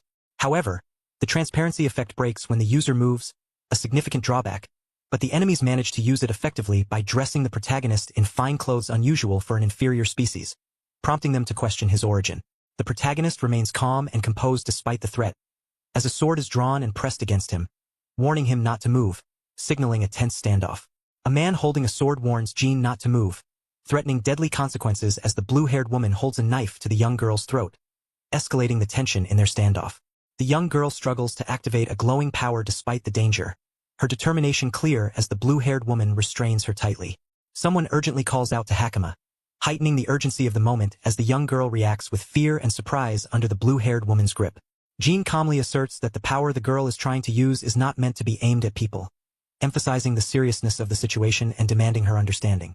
The young girl, held tightly by the blue-haired woman who threatens her with a knife, suddenly shouts out in alarm, her wide eyes filled with fear as the tense standoff escalates. A man with a sinister grin raises his sword excitedly, declaring this moment a jackpot upon discovering that the protagonist truly possesses holy power, a revelation that promises great advantage. The protagonist calmly responds to a muscular elf's question about whether he can also wield holy power, his confident expression hinting at hidden depths and potential. Without warning, the protagonist swiftly counters by kicking the man holding the sword, breaking the immediate threat and shifting the balance of power in the confrontation. A muscular elf angrily kicks Jean, warning him not to get cocky because he considers Jean an inferior species, escalating the hostility between them. The elf sternly orders someone not to damage the merchandise, dismissing Jin's value by claiming an inferior species wouldn't fetch a high price. The blue-haired woman, holding a knife to the young girl's throat, listens as the elf doubts Jin's holy power, insisting no inferior species could possess such power, causing the woman to realize they are dealing with dangerous slave traders. The young girl, terrified and restrained, internally identifies these men as the bandits the Holy Knight mentioned, slave traders, highlighting the grave threat they face. A man with a stern expression, surrounded by crackling energy, tells the young girl to go to sleep for a while, admitting he is a little angry. The girl, held tightly by the blue-haired woman, fears that if she is captured like this, she will be sold as a slave. The girl struggles desperately to activate her glowing power despite the danger, her wide eyes filled with fear as she realizes her grim fate if caught. A voice calls out repeatedly, urging Hakama to wake up, breaking through the darkness and silence. Hakama suddenly awakens with a start inside a cage, his eyes wide with shock as he recognizes Jin's voice, signaling a critical moment of rescue or confrontation. The protagonist asks the young girl if her body is okay, showing concern for her well-being, and she reassures him that she is fine, hinting at something more beyond just physical health. He looks around the grim surroundings filled with cages holding captured people and wonders aloud where they are, the harsh reality of their captivity sinking in. He explains that this place is the base of the people who attacked them, revealing the source of their recent danger and the scale of the threat they face. He observes that others who were attacked in the same way are being gathered here, indicating a systematic operation targeting victims like them and raising the stakes of their predicament. Two prisoners sit on the floor of a cage, their clothes tattered and dirty, showing signs of long-term neglect and hardship. A green-haired elf girl shivers violently inside her own cage, clutching herself tightly as she struggles to endure the cold and fear. The protagonist sits cross-legged in a separate cage, facing the young girl who watches him silently, the tension between them palpable despite the quiet. The protagonist explains calmly that he was stripped of his clothes because they were rare, though they allowed him to keep his underwear. He remains composed, revealing he has spent most of his life naked, which unnerves the girl who comments on his unusual calmness. The young girl, her expression serious and curious, asks the protagonist why he didn't resist their captors, pressing for an explanation that goes beyond mere survival. The protagonist, calm and composed despite his bare state, silently acknowledges that Jean should have been able to defeat their enemies easily, implying a deeper reason for his inaction. Outside the cage, two figures stand by the open door, one urging to just get the ordeal over with, signaling impatience and the harsh reality awaiting Jean. Inside the cage, Jean sits quietly, his gaze steady as the young girl watches him closely, the tension between them thick as they prepare to confront the difficult truths behind their capture. A battered blue-haired woman holding a tray with food notices someone waking up and calmly acknowledges it, showing a moment of quiet recognition amid their grim surroundings. The young girl in the cage reacts with shock and anger upon seeing the woman, demanding to know who she is, while the woman offers a resigned invitation to hate her. The blue-haired woman admits she does not expect forgiveness and never believed she would be forgiven from the start, revealing deep regret and emotional burden. The young girl grips the bars fiercely, her expression fierce and conflicted as she processes the woman's words, highlighting the tension and unresolved feelings between them. The protagonist, sitting calmly in his cage, tells the young girl that she is truly kind, surprising her with his unexpected compliment. The young girl, shocked and confused, questions what he means by kind, struggling to reconcile this with her perception of him as a villain. He explains that a real villain never worries about being hated or forgiven. They simply act without hesitation or concern for others' opinions. After a brief silence, the man stands confidently, signaling a shift in their grim situation, while the young girl and another captive watch him closely, uncertain of what will come next. The young man clenches his fists tightly around the prison bars, his muscles straining as he desperately tries to break free from his confinement. His wide, determined eyes reveal a mix of fear and fierce resolve as he grits his teeth, pushing himself to the limit in this moment of urgent escape.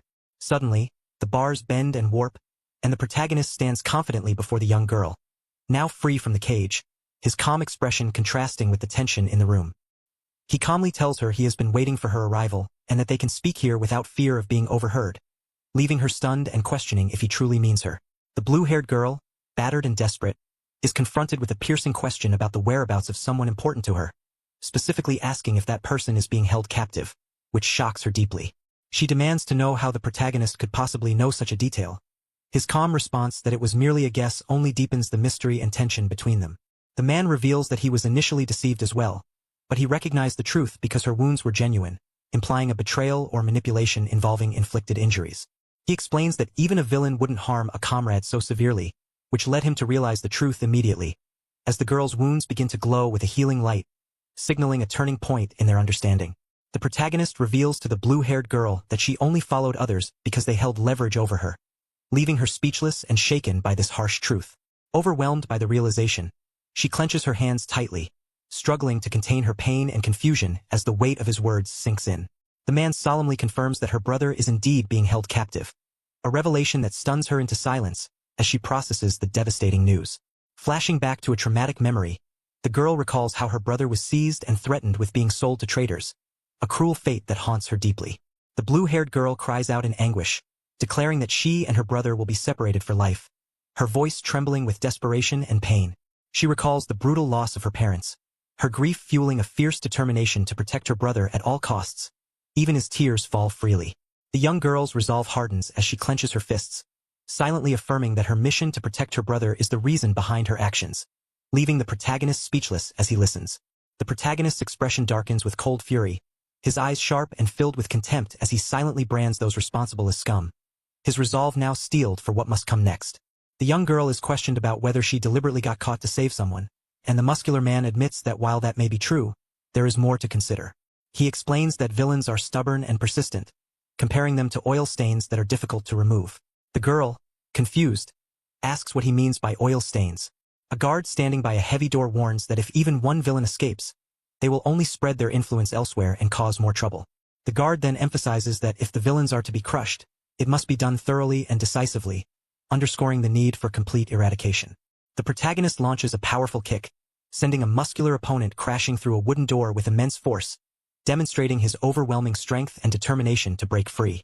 Emerging from the shattered doorway, he stands tall and unyielding amid the dust and debris, his presence alone signaling a decisive turn in the conflict. With a fierce and resolute expression, he declares that to truly eliminate a threat, it must be eradicated from the roots, emphasizing the need for thorough and complete action to prevent any chance of resurgence. The story flashes back 100 million years ago, revealing a futuristic cityscape bustling with neon lights and elevated highways, setting a distant and advanced era for the unfolding tale. A young boy, dirted and worn, stands alone in a dimly lit alley, his expression distant and contemplative as he faces an uncertain future. Memories surface of a time when he admired a heroic figure who exposed a notorious drug organization, revealing his early yearning for justice and a desire to make a difference in a corrupt world. The boy remains standing in the quiet street as a sleek, armored vehicle approaches, symbolizing the looming presence of authority or danger as his journey toward justice begins. The boy, battered and bruised, sits silently under the looming presence of a man standing over him, as he reflects on a sudden realization that changes his perspective. He contemplates the harsh truth that the world desperately needs justice, a thought that weighs heavily on his young mind. His reflection darkens further as he acknowledges that this world is filled with trash-like people, corrupt and overflowing in every corner.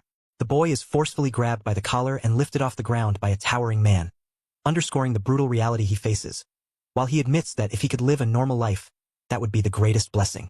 The boy reflects on his desire for a normal life, but acknowledges that the harsh environment he lives in never allowed it. Despite his small size, he confronts a much larger man smoking a cigarette, showing his defiance and unwillingness to back down. Surrounded by others, the boy remains calm and resolute as the man struggles in pain, emphasizing the boy's determination to crush his enemies. With a powerful strike, the boy throws a man across the room, decisively crushing those who stand against him and proving his strength in this brutal world. The young man decisively grabs the collar of a man wearing a hat, his expression cold and focused as he prepares to crush his enemies without hesitation.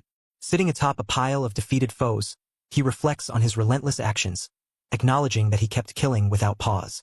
One day, as he remains perched on the heap of bodies, a new figure approaches, signaling a turning point as he recalls being told something important. His sharp gaze shifts with a hint of realization or alertness, contemplating the weight of what he has been told, deep in thought amid the quiet aftermath. A man with glasses calmly states that the person before him was born into the wrong world, extending a hand as if offering a chance or a new path. Two muscular warriors armed with weapons urgently shout for someone to stop, their expressions filled with alarm and desperation. A barefoot woman drags a battered man by the hair across a wooden floor, her determined stride showing no mercy. Several defeated warriors lie sprawled on the floor, one clutching his chest while another demands to know the woman's purpose, their voices filled with confusion and fear. A battered guard slumps against a wall, shocked and demanding to know how the intruder got inside. A calm, confident smile spreads across the intruder's face, hinting at his assured control of the situation. With swift, overwhelming force, the intruder launches the guard into the air, demonstrating his superior strength and combat skill, while two other guards watch in alarm. Another guard rushes forward to catch the airborne man, but his surprise is evident as the intruder's unexpected power turns the tide of the confrontation. Our MC charges fiercely at the armored opponent wielding a spiked weapon, his speed and determination catching the enemy off guard. The armored man's shocked expression reveals his sudden realization of the overwhelming threat he faces, fear and disbelief overtaking him. Standing tall and confident, our MC clenches his fist, demanding to know who the defeated man is, asserting his dominance in the room. The fallen armored man struggles to rise, glaring up at the newcomer with frustration and anger, but our MC's imposing presence forces him back down with a sharp sound of resistance.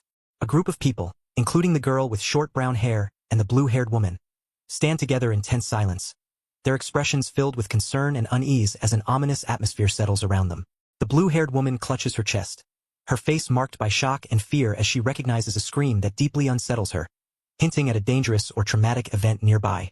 The blue-haired woman urgently demands to know the identity of the girl's partner, reacting with disbelief when the girl calmly reveals that her partner is a guardian god, a revelation that shocks and confuses her. The girl with brown hair reassures everyone with quiet confidence, stating that if they leave the situation to Jean, everything will be fine, implying trust in his abilities to handle the threat they face. Meanwhile, a group of battered individuals is ordered to leave the room, with the girl leading them outside, while the blue-haired woman questions if they will truly be saved, revealing their uncertainty and hope amid the tense situation. The older man reflects anxiously on the young man's overwhelming divine power, realizing that brute force alone won't be enough to defeat him. The older man, now terrified, pleads desperately for the young man to wait, showing his growing panic and vulnerability. The old man in fear demands what the other wants, bluntly asking if it's money. A man with a nervous, forced smile begins to speak hesitantly, clearly unsettled by the situation.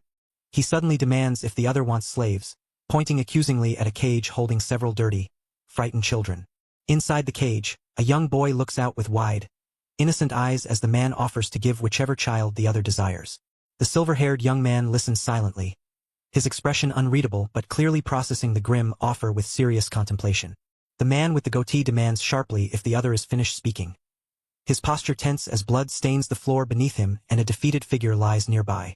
Sweat beads on his forehead as panic sets in, his wide eyes filled with fear and confusion as he questions what is happening around him. Our MC clenches his jaw, frustrated and bewildered that his spirit magic refuses to activate despite his efforts. The fearful man stares directly into the eyes of the young man, his terror deepening as he realizes the true nature of the threat before him. Our MC demands to know what kind of power the older man possesses, his tone sharp and accusatory. The older man, cornered and sweating, retorts bitterly that it helps the young man to be a half-baked villain, implying his power is tainted or incomplete. The young man explains coldly that someone like the older man first underestimates his opponent, arrogantly assuming victory before the fight even begins. The older man, panic rising, admits that the real villains flee immediately, revealing his fear and the harsh reality of their world. The young man continues, stating that when someone is about to lose, they resort to sucking up, provoking the older man into a frustrated, clenched-teeth reaction as he struggles to maintain composure. The man with the goatee, sensing the dire situation, decides that if things escalate further, he has no choice but to act decisively, stepping forward with determination while our MC watches silently. Gripping a lever tightly, the man shouts that the fight is not over yet, refusing to concede as he prepares to unleash whatever plan he has in store. With a fierce expression, he pulls the lever, opening a large cage door, signaling that he is about to release something powerful to turn the tide. Behind the bars stands a massive, intimidating demon-like creature, its presence radiating menace as the cage swings open, revealing the dangerous force now unleashed into the conflict. Our MC suddenly senses an intruder, his sharp gaze narrowing as he questions the identity of the invader. He reveals that this powerful creature was specially procured at the request of a certain person, hinting at a deeper conspiracy behind its presence. The massive demon-like creature bursts forth from its cage, its intimidating form radiating dark energy as it stomps forward, ready to unleash destruction. The young man accepts the inevitability of battle, acknowledging that if flattery won't work, then force must be used. A man with a sly, confident grin speaks grandly, his expression filled with malicious delight as he watches the chaos unfold, clearly pleased with the arrival of the monstrous ally. The demon charges at the young man, who stands firm and unafraid, boldly declaring his intent to utterly destroy the beast, setting the stage for a fierce confrontation. The demon lunges forward with a powerful swing, its monstrous form radiating dark energy as it attacks relentlessly. Our MC meets the assault with unwavering determination, his glowing eyes sharp and focused as he prepares to counter. He braces himself, crossing his arms to block the demon's strike, showcasing his immense physical strength and resilience as the impact sends shockwaves through the air. Despite the demon's overwhelming power, the young man remains steadfast, ready to fight with everything he has. Suddenly, a man with a wild expression and a manic grin reacts in disbelief, clearly shocked by the young man's unexpected resistance and strength. His reaction hints at the young man's surprising capabilities that defy the demon's terrifying presence. The young man declares confidently that he was born with a superhuman constitution, explaining that his extraordinary physical traits allow him to withstand and fight such formidable foes. His fierce resolve and innate power set the stage for an intense battle against the monstrous adversary. The young man reflects on his extraordinary physique, noting that compared to a normal human, he possesses many more muscle fibers, which explains his superhuman constitution and resilience. The demon roars fiercely, charging forward with overwhelming power, its monstrous form ready to crush anything in its path.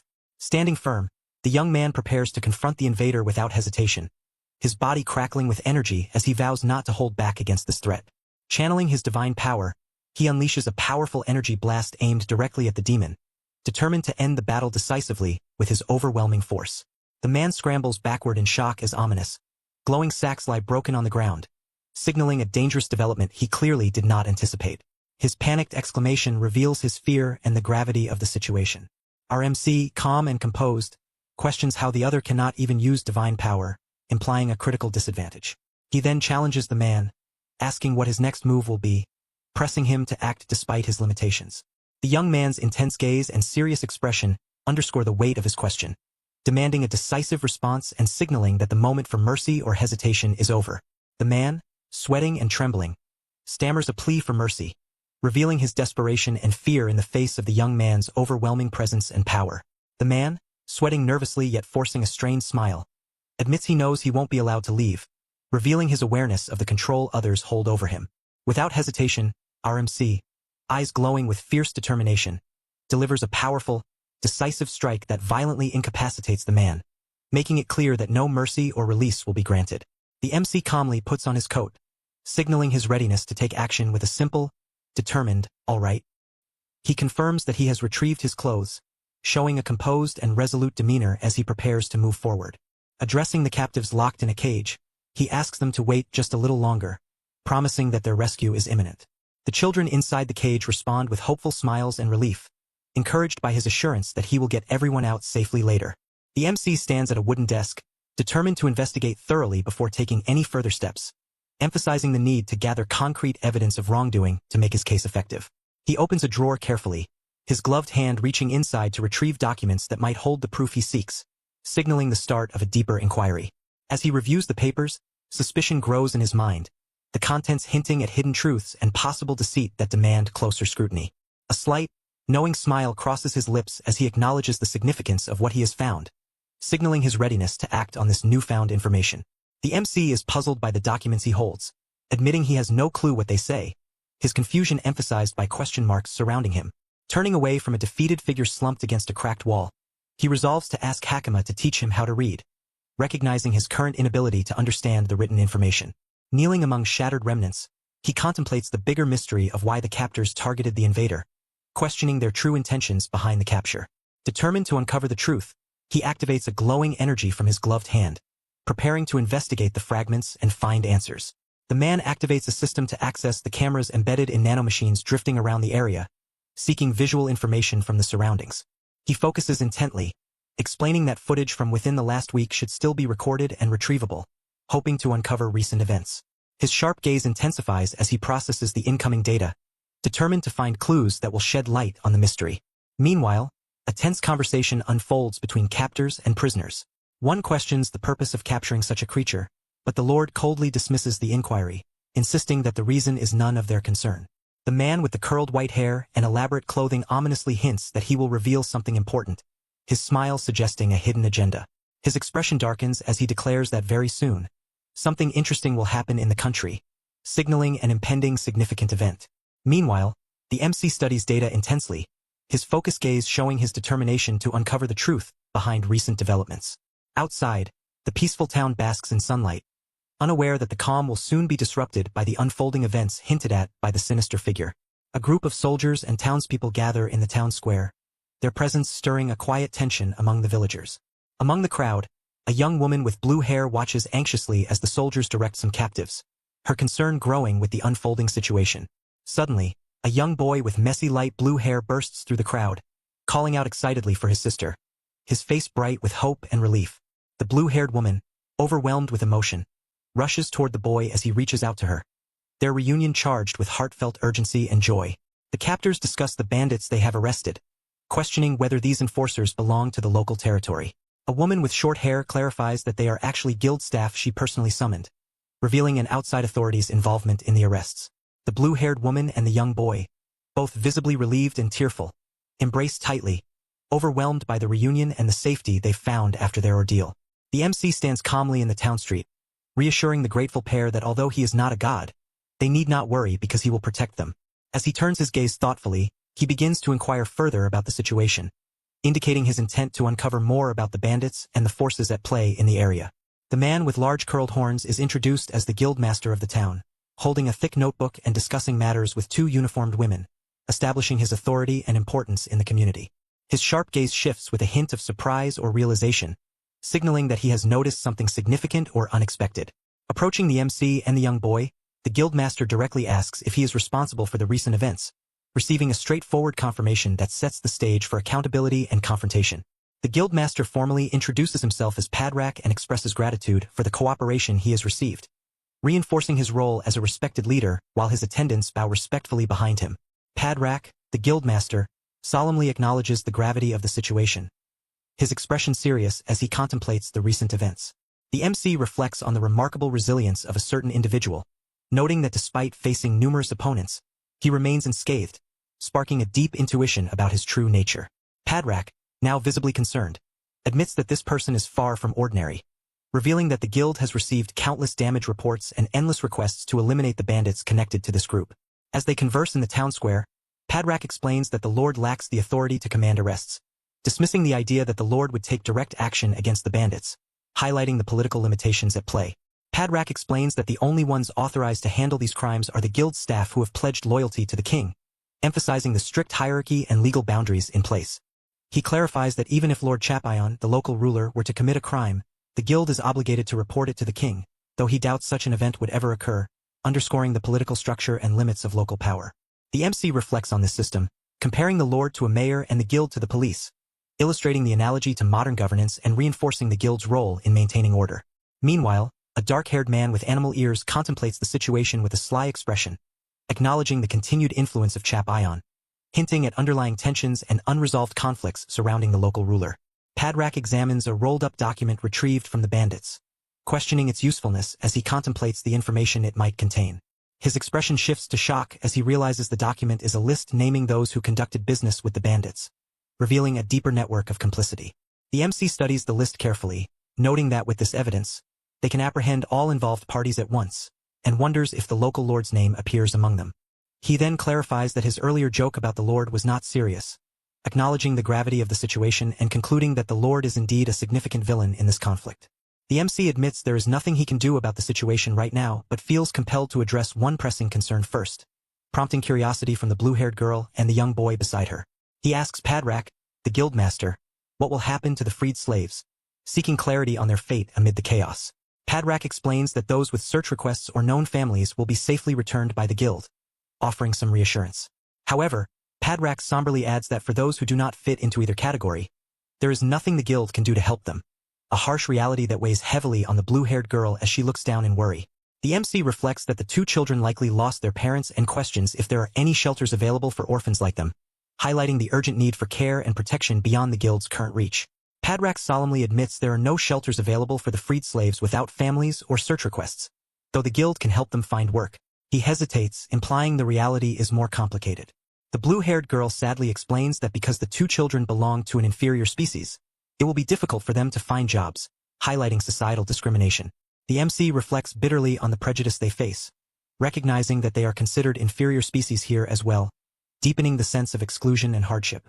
He quietly confesses his desire to help the children but feels powerless because they have nowhere to work, underscoring the harsh limitations imposed by their status and the bleak future they face.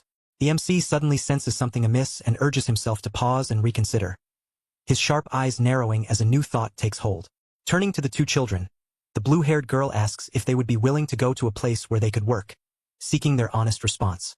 Both children eagerly agree, their faces up with hope and determination despite their worn appearances. The MC smiles quietly, confirming that he indeed has a plan in mind to help them, signaling a shift from despair to possibility. Meanwhile, Argus Walton, clad in his ornate armor, offers a sincere promise that if they ever need assistance, they should not hesitate to come to him, extending a lifeline of support and protection. The MC with piercing eyes reveals a sly smile as he hints at a very special workplace, suggesting a secretive or unique opportunity that could change the children's bleak prospects.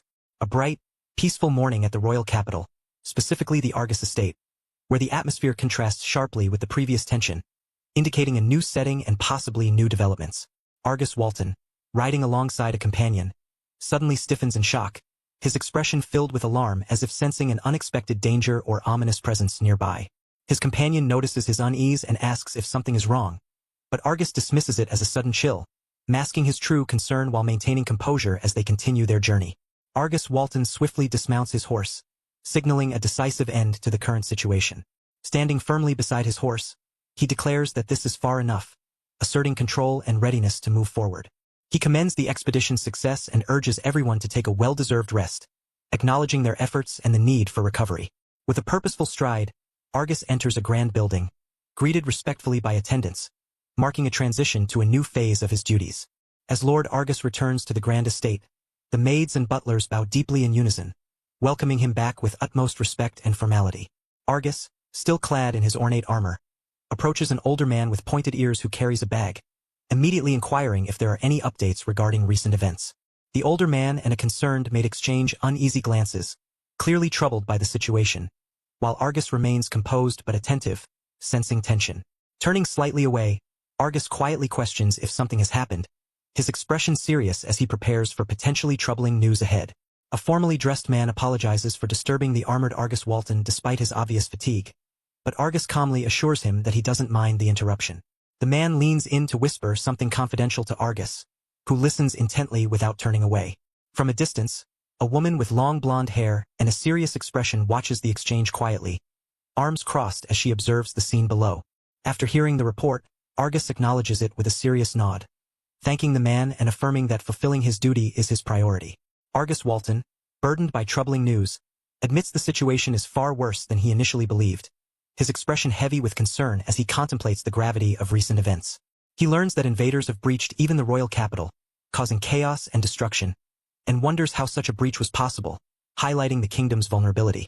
Determined to understand the cause, Argus concludes that the invaders must have been allowed in deliberately, implying a betrayal or conspiracy within the city walls.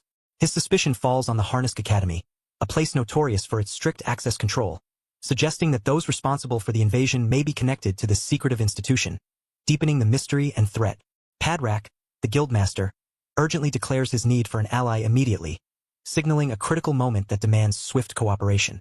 Around him, the group, including the MC, the two blue-haired children, and a young woman, raise their hands in acknowledgement, ready to respond to the call for support.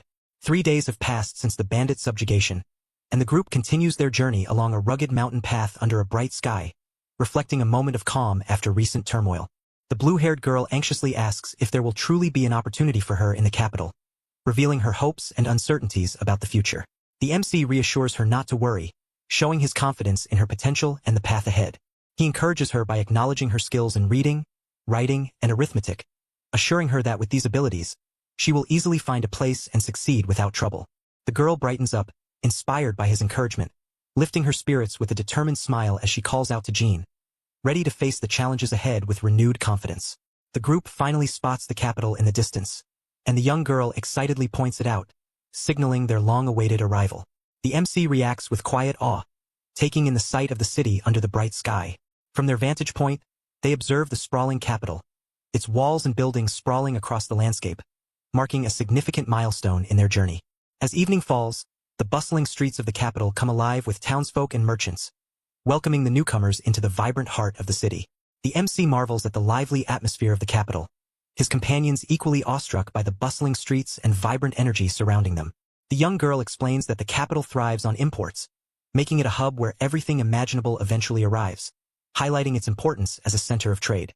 She adds that even people from their own Kodama village come to the capital to sell their unique goods, reinforcing the city's role as a marketplace for diverse specialties. The MC acknowledges this fact, recalling her previous mention of it. Observing the crowd, the MC finds the scene fascinating, especially noticing two individuals dressed in insect-like costumes, which piques his curiosity about the city's unique culture and inhabitants. The MC observes the capital's diverse inhabitants, noting it as a true melting pot of races and cultures, reflecting how uniquely the city has evolved over time. He notices the vibrant market stalls filled with goods from all over, emphasizing the city's role as a bustling trade hub where merchants eagerly display their wares. The streets appear spotless and lively, with children playing freely, while the city's law and order seem firmly maintained, creating a safe and welcoming environment. Despite the city's apparent harmony, the MC remains alert and contemplative, sensing that beneath the surface, there may still be challenges ahead. The MC confronts two mermaid-like prisoners sitting on the floor, surrounded by crates of fish and seafood, while a uniformed officer gestures in frustration, indicating a tense interrogation or confrontation. Reflecting quietly, the MC acknowledges that every era carries its own burdens and complexities, hinting at the challenges they face in this time. In the bustling city streets, the MC asks a young girl about the timing of the Academy entrance exam, learning it will take place next week, marking an important upcoming event. As they walk through the city, the MC notes that this timing offers them some breathing room, though classes will begin immediately after results are announced, prompting him to consider the implications of enrolling in Harnisk Academy. A blonde woman with piercing blue eyes and a butterfly hairpin contemplates disdainfully, questioning the worth of runts and half-breeds, revealing her prejudice and the social tensions underlying the story. As dusk settles, the group arrives at a large, welcoming inn, its warm lights glowing invitingly, signaling a moment of rest and transition after their long journey. Inside the inn, the children burst into joyful play, leaping and laughing freely, their carefree energy highlighting a rare moment of happiness and relief from their hardships. The MC finally relaxes on a proper bed, expressing gratitude for the comfort, while the children settle nearby, marking a peaceful pause and a chance to recharge before facing future challenges. The MC reflects on their safe arrival in the capital, acknowledging the significance of reaching this point unscathed, while contemplating the crucial decisions that lie ahead. He considers the practical realities of life in this era, recognizing that money is essential for survival and progress, as he examines a pouch filled with coins. The young girl confidently presents a bag of coins earned from defeating bandits, though she admits this reward is only temporary and won't sustain them indefinitely, hinting at the need for a more stable income. Meanwhile, the blue-haired girl focuses on the two children, determined to find them suitable work to help support their new life in the capital, emphasizing the ongoing challenges of settling into this unfamiliar environment. Argus Walton considers that tracking down a certain man might be the quickest way to achieve his goal, but he realizes that without an insider's help, he won't be able to get past the front door. The MC contemplates deeply, weighing his options carefully as he plans his next move. He debates whether to first investigate the corrupt figures of this era, pondering the best approach to uncover the truth. His thoughts turn to the fact that some people are already trying to exploit these corrupt individuals for their own nefarious purposes, complicating the situation and making his mission even more delicate. The MC stands resolute in a quiet room at dusk, reflecting on the threat posed by corrupt individuals. He knows he cannot ignore their menace and feels compelled to act against them. His expression hardens with determination as he vows not to let history repeat itself, recalling the painful consequences of past failures. Outside, life continues peacefully, underscoring the contrast between his inner resolve and the world around him. Curious about how knowledge is sought in this era, he asks the young girl how people look things up. She explains that they either find a teacher or study books, revealing the traditional ways of learning in this society. The girl admits that education is expensive, recalling how their village pooled resources to afford learning materials. This highlights the challenges they face in accessing knowledge and the sacrifices made to overcome them. The young girl reveals that the capital has a library where the MC can conduct his research, offering a valuable resource for his quest to uncover hidden knowledge. He contemplates this new information thoughtfully, recognizing the library as a potential key to advancing his investigation. With a confident smile, he resolves to make good use of the library, hoping it might even provide clues about the research facility Kagura left behind. Meanwhile, a pink-haired woman firmly refuses an unspecified suggestion, making it clear that whatever was proposed is absolutely unacceptable. The MC explains that the books they seek are national treasures, emphasizing that access to them is highly restricted and not open to just anyone. A pink-haired woman clarifies that entry to the library is strictly limited to students approved by the academy, its faculty and staff, and members of the local nobility, underscoring the exclusivity of this resource.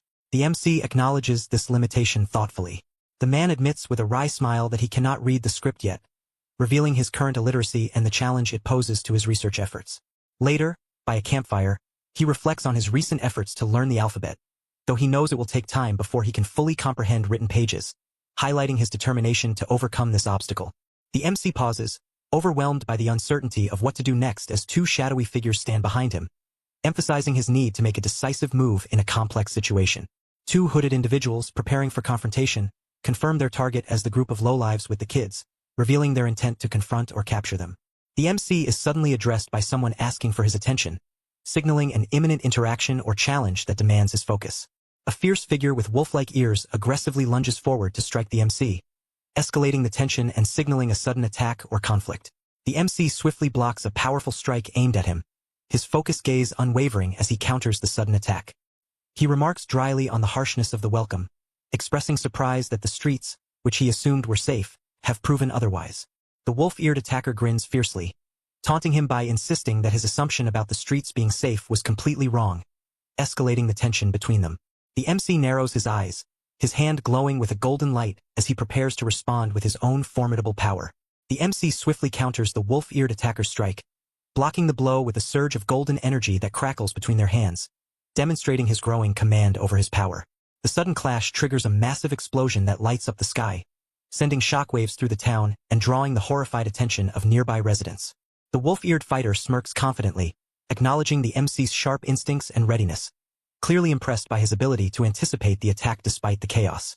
Nearby, a young girl tightly holds a smaller child, both wide-eyed and alarmed as they realize the dangerous display of divine power is happening openly in broad daylight, signaling the severity of the conflict unfolding around them. The MC confronts two hooded figures who reveal that someone finds his presence bothersome, implying they were hired to deal with him. He deduces that these attackers are indeed mercenaries, hired by an unknown party, and considers this fortunate as it saves him time in uncovering their motives.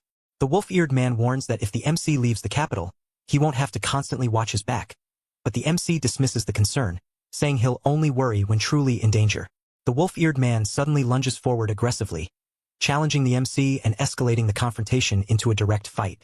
The MC narrowly avoids a sudden grab on his wrist, his sharp eyes widening as he quickly assesses the threat. Without hesitation, he counters with a powerful kick that sends his attacker crashing to the ground, leaving the assailant stunned and gasping. The wolf-eared attacker, furious and desperate, channels fiery energy into his hands, preparing a fierce counterattack while shouting a furious insult. Flames burst forth as the attacker unleashes a blazing strike, but the MC remains calm and composed, ready to face the fiery assault with unwavering resolve, while the attacker smirks confidently. The MC unleashes a powerful force with an outstretched hand, stopping the wolf-eared attacker's advance and catching him off guard. The attacker grimaces in pain and struggles as the MC firmly grabs his collar, asserting dominance in the confrontation. Holding the attacker up by his collar, the MC warns him to return only when he is strong enough to pose a real threat, clearly setting a boundary. With a fierce and determined expression, the MC challenges the attacker, daring him to have the courage to face him again if he wishes to continue the fight. The red-haired man with wolf-like ears struggles to find words, shocked to realize that the MC before him is far from the inferior species he assumed, challenging his prejudiced beliefs. Suddenly, a commanding voice cuts through the tension, demanding an immediate halt to the confrontation and ordering everyone to freeze, signaling an authoritative intervention. A woman clad in golden armor steps forward, irritated by the disturbance in the middle of the street on her day off, asserting her authority and preparing to take control of the chaotic situation. She declares that she will be taking all involved into custody, instructing them to prepare for imprisonment as the MC and the red-haired man stand silently, while onlookers watch anxiously. The MC confidently remarks that his loud and flashy approach has succeeded, having just overpowered the wolf-eared attacker, who falls to the ground in shock and pain. The red-haired woman in golden armor screams in fury, demanding retribution against the inferior foe she encountered earlier, her fierce expression and outstretched hand signaling her readiness to engage in battle once more. The woman in golden armor loudly accuses the protagonist of being the same inferior species she encountered before, her voice echoing through the street as a crowd gathers, shocked and uneasy at the harsh insult. Two men lie on the ground nearby, one struggling to rise, while the protagonist stands calmly, unshaken by the accusation. She smirks confidently, her sharp eyes gleaming with challenge and disdain as she brandishes a spear, clearly ready to escalate the confrontation and assert her dominance over him. With a mocking tone, she taunts him for causing a disturbance so soon after arriving in the royal capital, implying he is reckless and disrespectful to the city's order, while the crowd watches tensely from behind her. She continues her scornful tirade, declaring that once someone is an inferior species, they will always remain so, incapable of distinguishing right from wrong, her words cutting deep as a nearby woman looks on nervously, unable to respond. A woman in a purple dress nervously explains that she just happened to witness the sudden attack on those people, implying she has crucial information about the incident. The armored woman with dog-like ears confidently concludes that the attack was an act of self-defense, showing her analytical approach to the situation. A red-haired man with wolf ears, lying on the ground, is recognized by the armored woman, who notes that he and his companions look familiar, hinting at a deeper connection. The armored woman crouches down and directly accuses the red-haired man of being a student from Harnisk Academy, confronting him with certainty and challenging his identity. The woman in golden armor sighs with concern, hoping that the young lady is not involved in the recent troubling events. The protagonist questions her mention of the young lady, while she dismisses it as just talking to herself and orders the captives to be taken away. He remarks with a smirk that the Holy Knights also patrol the city, wondering why that duty isn't solely the guild's responsibility. She explains that the royal capital is vast, so the knights assist in maintaining public order, admitting she only happened to pass by while eating her way through town.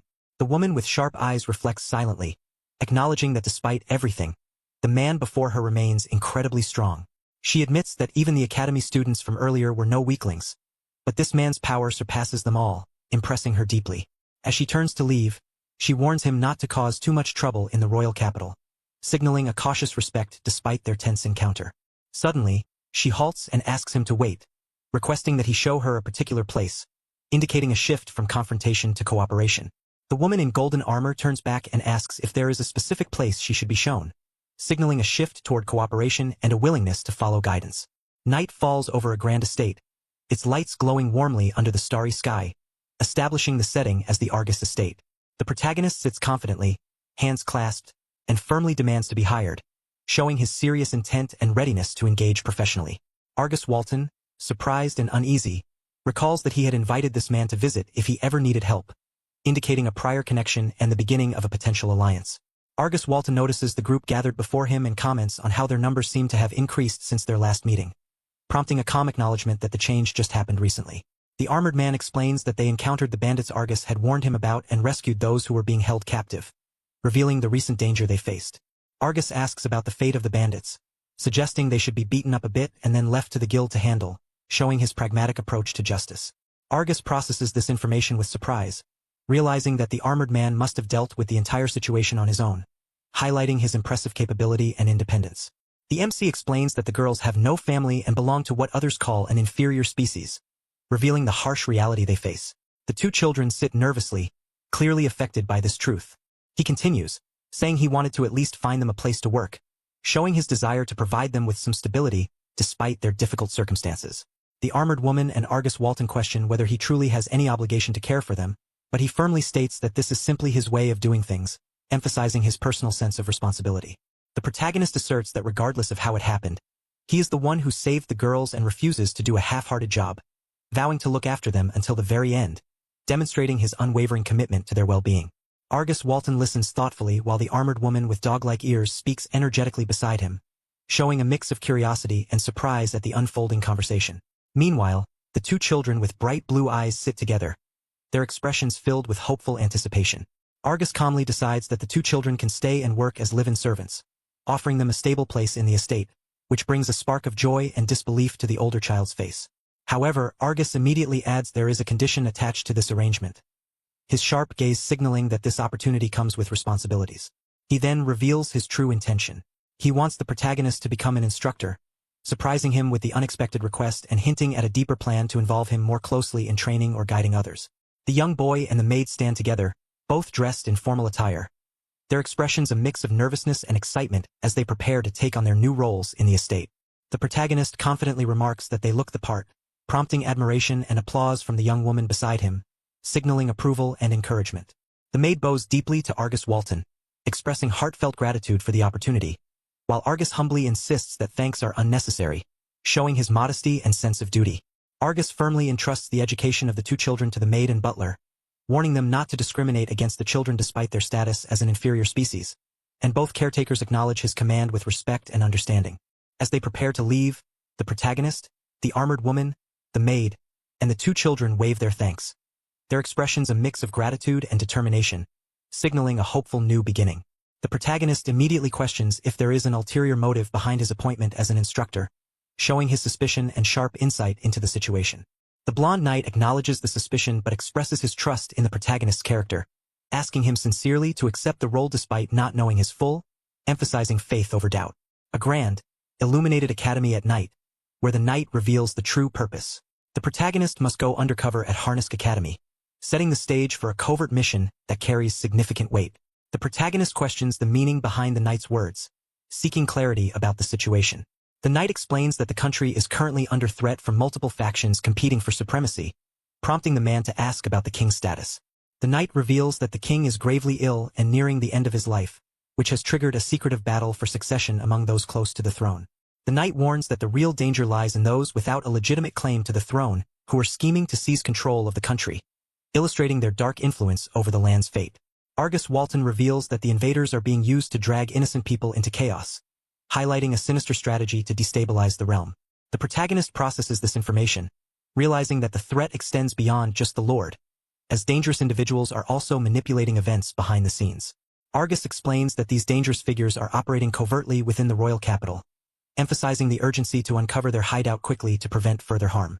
The conversation concludes with Argus confirming that the most suspicious location for these conspirators is Harnisk Academy, setting the stage for their next move to investigate this critical place.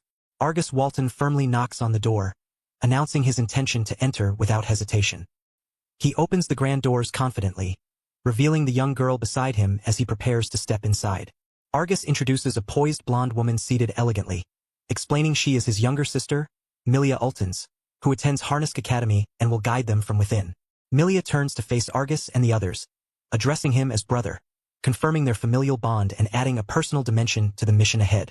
Milia Ultons confronts the idea of entrusting the Academy infiltration to an inferior species, clearly skeptical and critical of the plan, questioning if Argus truly intends to hand over such a crucial task to them.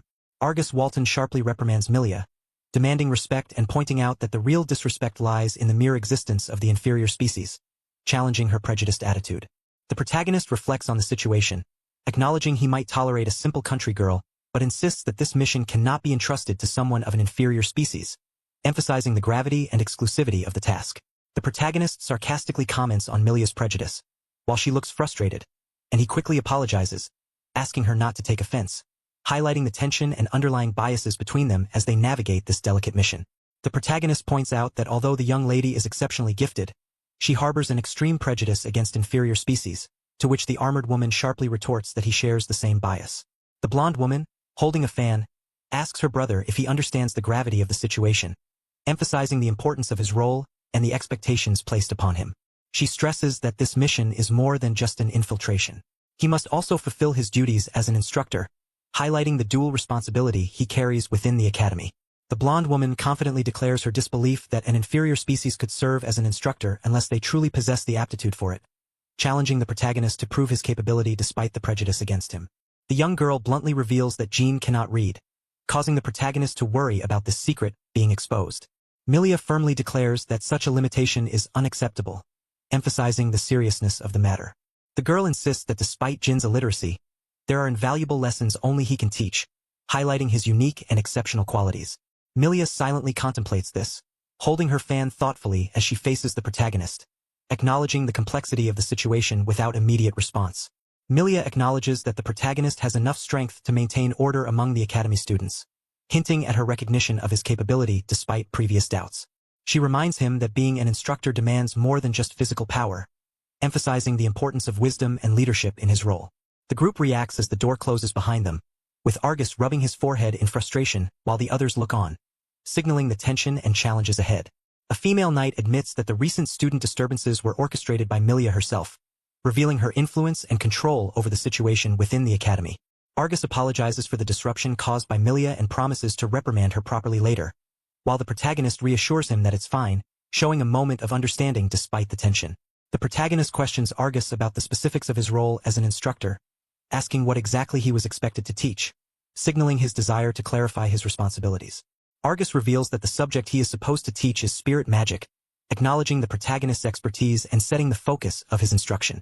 The protagonist reflects on the scope of his teaching, stating that covering the basics of spirit magic is sufficient, indicating his pragmatic approach to the task ahead. The four fundamental types of spirit magic, ignition, discharge, freezing, and healing, are introduced as the essential skills to master. It is explained that being proficient in just two of these basic magics is sufficient for the role of instructor. The protagonist questions if that is truly all there is to spirit magic, prompting Argus Walton to react with surprise and ask what he means by all, hinting at deeper complexities beyond the basics.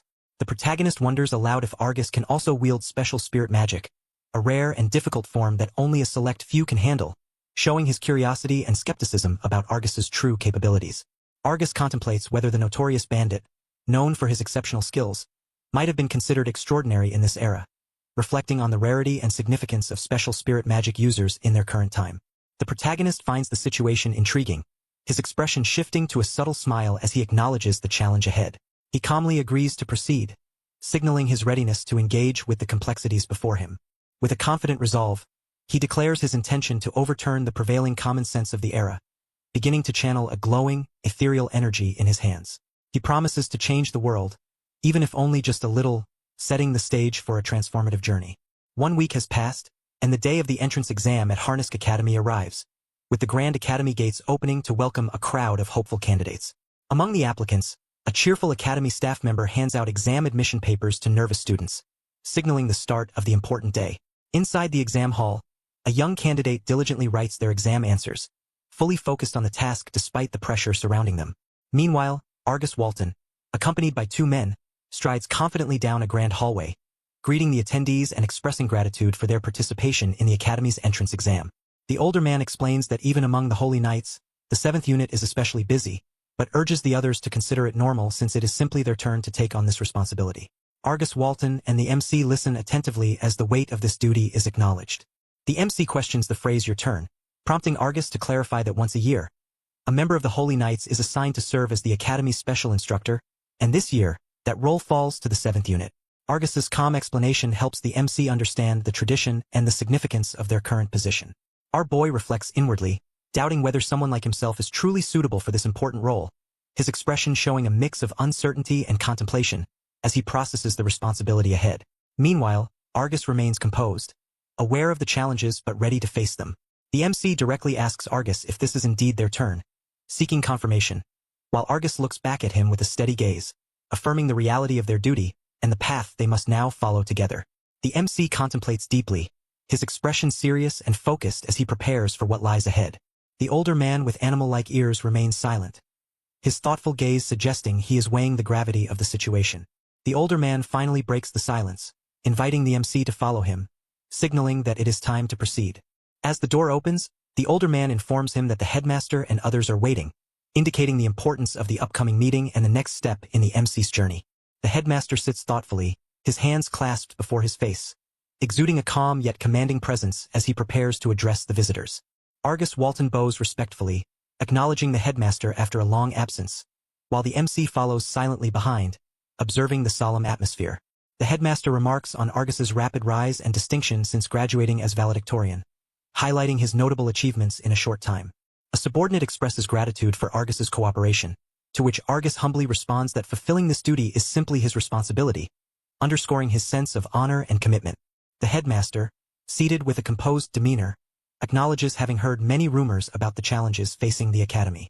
Argus listens intently as the headmaster points out that besides battling corrupt forces, Argus is also caught in internal factional disputes, complicating his duties. The headmaster expresses understanding of Argus's limited manpower and how busy he must be managing these multiple conflicts simultaneously. Despite these difficulties, the headmaster firmly insists that the academy must not be neglected, emphasizing the importance of maintaining its standards and care. The MC questions whether they truly intend to appoint a certain individual as an instructor at the academy, his tone carrying disbelief and concern.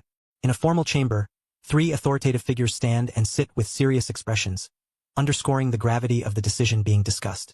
The MC, now composed, asks the others to put their minds at ease, signaling his intent to reassure them despite the tension. Standing behind Argus Walton, the MC affirms that Argus is more capable than anyone else in the 7th unit, emphasizing his confidence in Argus's qualifications for the instructor role. Argus Walton asserts that when it comes to combat skills, at least, he is confident in his abilities. The headmaster, with a calm and contemplative demeanor, accepts this claim, trusting Argus's judgment. However, a stern voice interrupts, objecting loudly and demanding to know what will be done about the controversial situation. The objection centers on the fact that in this sacred academy of tradition, it is unprecedented and unacceptable for an inferior species to be allowed to teach, highlighting the deep-rooted prejudice and tension surrounding the appointment. A furious man with wolf-like ears vehemently declares that such a duty is unfit for an inferior species, accusing the decision-makers of bringing shame upon them. The seated lord acknowledges Lord Gita's statement and turns to Lord Ludman, seeking his opinion on the matter. Lord Ludman, a stout man with fox-like ears, agrees with Lord Gita, emphasizing that the academy hosts many noble-born students. He further explains that if an inferior species were allowed to teach, it would inevitably cause backlash from both students and instructors, highlighting the deep-seated resistance to change within the academy. The elder with pointed ears acknowledges the difficult emotions surrounding the controversy, but insists that despite personal feelings, the matter must be addressed pragmatically. The MC steps forward, inviting Argus to share his perspective on the situation, signaling a willingness to listen and understand all sides. As he approaches, the MC prepares to formally introduce himself, showing respect and seriousness about the discussion ahead. Bowing deeply, he apologizes for the delayed introduction and reveals that he is Shido Jin from Kodama village, establishing his identity and origin to those present. The elder acknowledges that despite the mockery he faces, Argus remains remarkably composed, showing a calm strength that commands respect. He expresses understanding of the concerns raised about Argus's appointment. Argus then poses a critical question, challenging the prejudice directly. Is he unfit to be an instructor because he belongs to an inferior species, or because he lacks the necessary ability? The question hangs heavily in the room, forcing everyone to confront their biases as Argus demands clarity on whether merit or prejudice should decide his fate. The elder finally responds firmly, declaring that it is obviously the latter. Ability is what truly matters, and if one has the necessary skill, nothing else should stand in the way. The elder challenges Argus directly, asking if he can prove that he truly possesses the ability required for the instructor role, pressing him to demonstrate his competence beyond mere claims. Confident and composed, Argus proposes putting his skills to the test, suggesting that a practical demonstration will settle any doubts about his qualifications once and for all. The Harnisk Academy Spirit Magic Practice Field, a vast arena surrounded by nature and mountains, setting the stage for the upcoming trial to validate Argus's abilities. An official explains that since the day is reserved for entrance exams, the practice field is nearly empty, providing an ideal and undistracted environment for Argus to prove himself without interference. A man with wolf-like ears smirks confidently, telling Argus that at least he will be spared any public embarrassment, implying the upcoming trial will settle doubts without humiliation. Argus remains silent, his expression calm and unreadable, showing his steady resolve as he prepares for the challenge ahead. The elder formally states the rules of the trial. Argus must fight using only spirit magic, emphasizing the focus on his true ability in this test. The elder explains that Argus is meant to be a spirit magic instructor and that witnessing his actual strength firsthand is the best way to judge his qualifications, setting the stage for the decisive demonstration. Students gather in the hallway, whispering anxiously about a mock battle taking place, their curiosity piqued by the unusual event unfolding within the academy. Milia Ulton stands among them, her expression serious and contemplative as she processes the significance of the fight. Milia reflects silently, admitting this might be the first time she has witnessed Mr. Gita engage in combat, revealing her surprise and the rarity of such an occurrence. Meanwhile, the MC, calm and collected, dismisses the situation as pointless, his demeanor showing a mix of boredom and quiet confidence as he prepares for what is to come. Above the arena, 3 authoritative figures, including Argus Walton, the Guildmaster Padrak, and another dignitary, watch intently, challenging the notion of an inferior species by declaring they will now see what such a being is truly capable of, setting the stage for the decisive test of Argus's abilities. Argus admits this is the first time he will actually witness the fight, revealing a rare moment of anticipation and seriousness from him. The narration explains that the physical abilities of an inferior species are naturally low, and even if they possess divine power, their strength remains minimal, underscoring the prejudice and limitations imposed on them. As the arena fills with tension, the challenger expresses hope that his previous assessment of Argus's abilities was accurate, signaling the importance of this trial and the weight of expectations resting on Argus. The challenger, with a sinister smile, asks if Argus is prepared, his expression hinting at a confident and possibly malicious intent as the trial is about to begin. The challenger boldly declares his intent to strike first, unleashing a massive fiery spirit magic attack aimed directly at Argus. Argus swiftly evades the explosive assault, landing gracefully on the ground as the blast erupts behind him, demonstrating his agility and composure under pressure.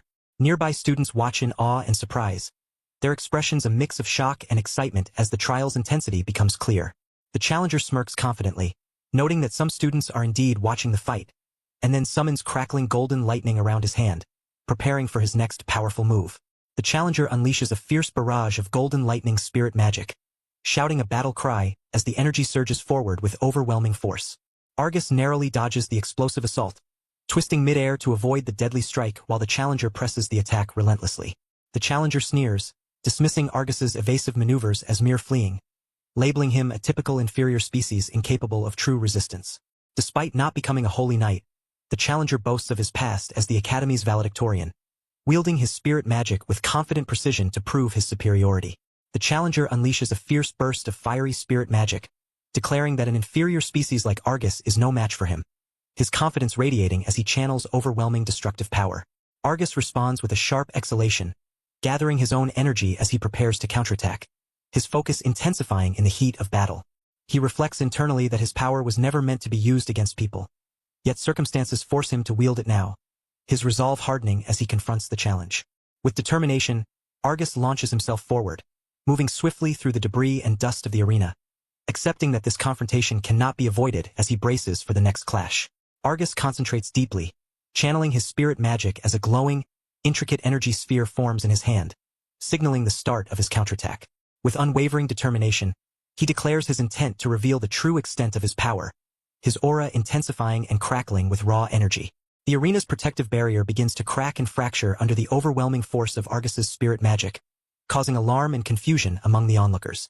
The challenger is violently thrown backward as the barrier shatters, his shocked expression revealing he did not anticipate the full strength of Argus's abilities. The two observers, one with fox-like ears and the other with sharp elven features, react with shock and disbelief to the sudden overwhelming display of power that just occurred in the arena. Argus Walton, visibly tense and sweating, struggles to comprehend the unexpected turn of events, his usual composure shaken by the sheer force unleashed.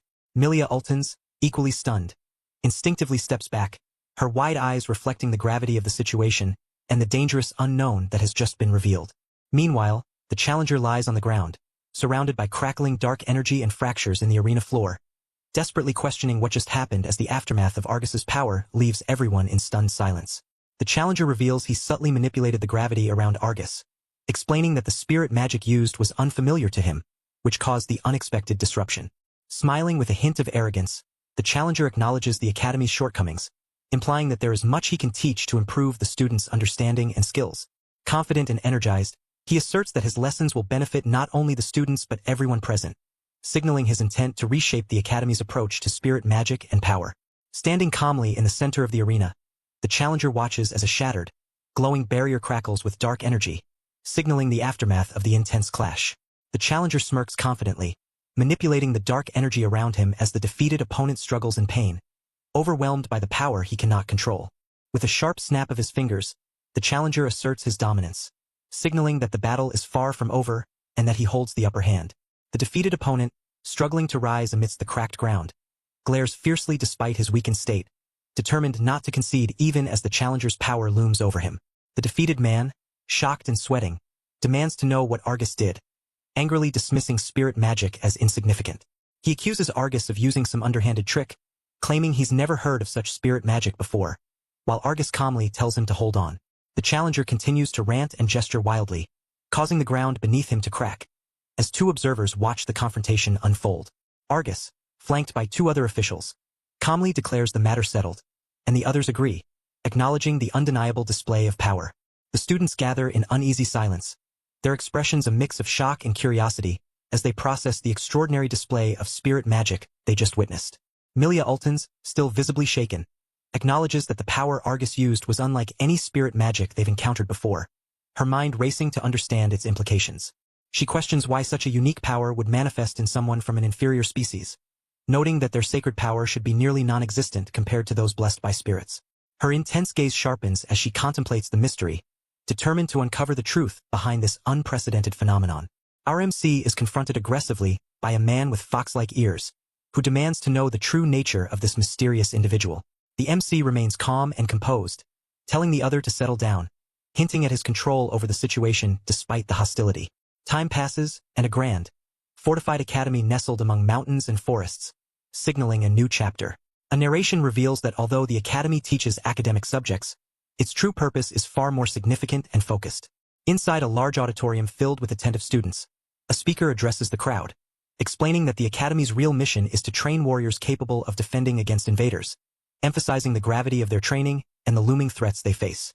Among the students, two young girls listen intently as it is made clear that those who fail to keep up with the academy's rigorous standards will be mercilessly expelled, underscoring the harsh reality and high stakes of their education. An elderly woman addresses the students, explaining that graduating from this academy will make joining the prestigious Holy Knights a realistic goal rather than just a dream, inspiring hope and ambition among them. From the stage, she emphasizes that success depends entirely on each student's ability, underscoring the academy's merit-based system and the importance of personal effort in achieving their dreams.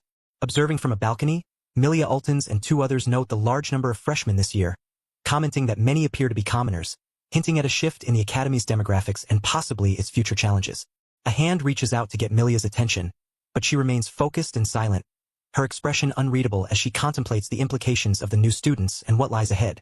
Reyes greets warmly, noting how unusual it is for someone to attend the entrance ceremony, especially since he thought they weren't interested in others.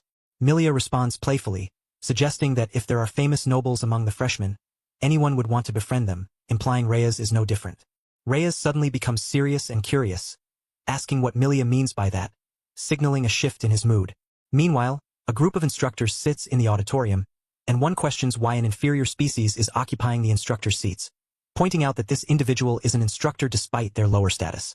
Reyes reacts with shock and demands to know what Milia thinks of a certain man, his voice sharp and urgent. Milia remains composed, holding a fan, and asks Reyes calmly what his perspective is on the man in question.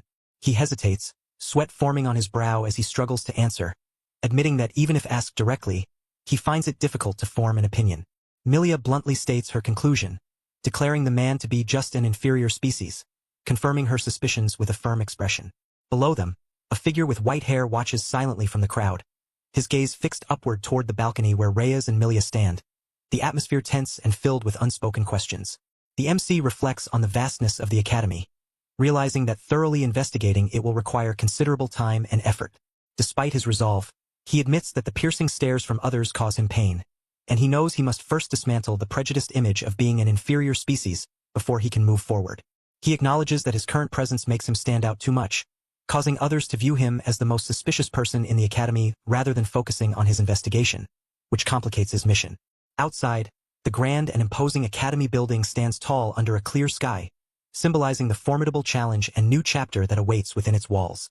The lecture resumes with an announcement that spirit magic classes will begin today, signaling a return to rigorous training. Milia and Reyes sit among the students, attentive as the session starts. The speaker warns the students not to be overtaken by the freshmen and to remain vigilant, though he acknowledges that elite class students likely don't need such reminders, highlighting the competitive atmosphere. A sly smile appears as the speaker hints at a deeper meaning behind his words, suggesting there is more to the situation than meets the eye. The speaker points out the noticeably low attendance, questioning the students' motivation and challenging them to prove their dedication despite the sparse crowd, emphasizing the importance of commitment in their studies. Milia Ultons calmly affirms her agreement with a composed expression, signaling her certainty and readiness. A sneering instructor mocks the idea of listening to someone from an inferior species, revealing the deep-seated prejudice and disdain within the academy. The MC stands silently beside the mocking instructor, who admits to spreading rumors that today's lecture would be led by an inferior species, ensuring the students' disinterest. The instructor then invites the MC to introduce himself, addressing him as Professor Jean, marking the start of his challenging role despite the hostility he faces. Shidu Jean introduces himself confidently to the class, acknowledging that he will be their instructor for spirit magic and signaling the start of his teaching role. He formally announces that he will be teaching spirit magic for a while, setting the tone for the upcoming lessons. Reyes, sitting among the students, questions Jin's capability to handle the job, expressing doubt and challenging the new instructor's competence. He crosses his arms and demands proof that Jin can truly manage the responsibilities of teaching, showing skepticism and putting Jin on the spot. Shidu Jin calmly tells the class that whether they find value in his lessons is entirely up to them, showing confidence and leaving the choice in their hands. Reyes smirks and challenges Jin's statement, teasing that if the class holds no value, students can simply skip it, testing Jin's resolve. Jin's expression darkens as he emphasizes there is one crucial rule he wants everyone to follow, signaling a serious turn in his teaching approach.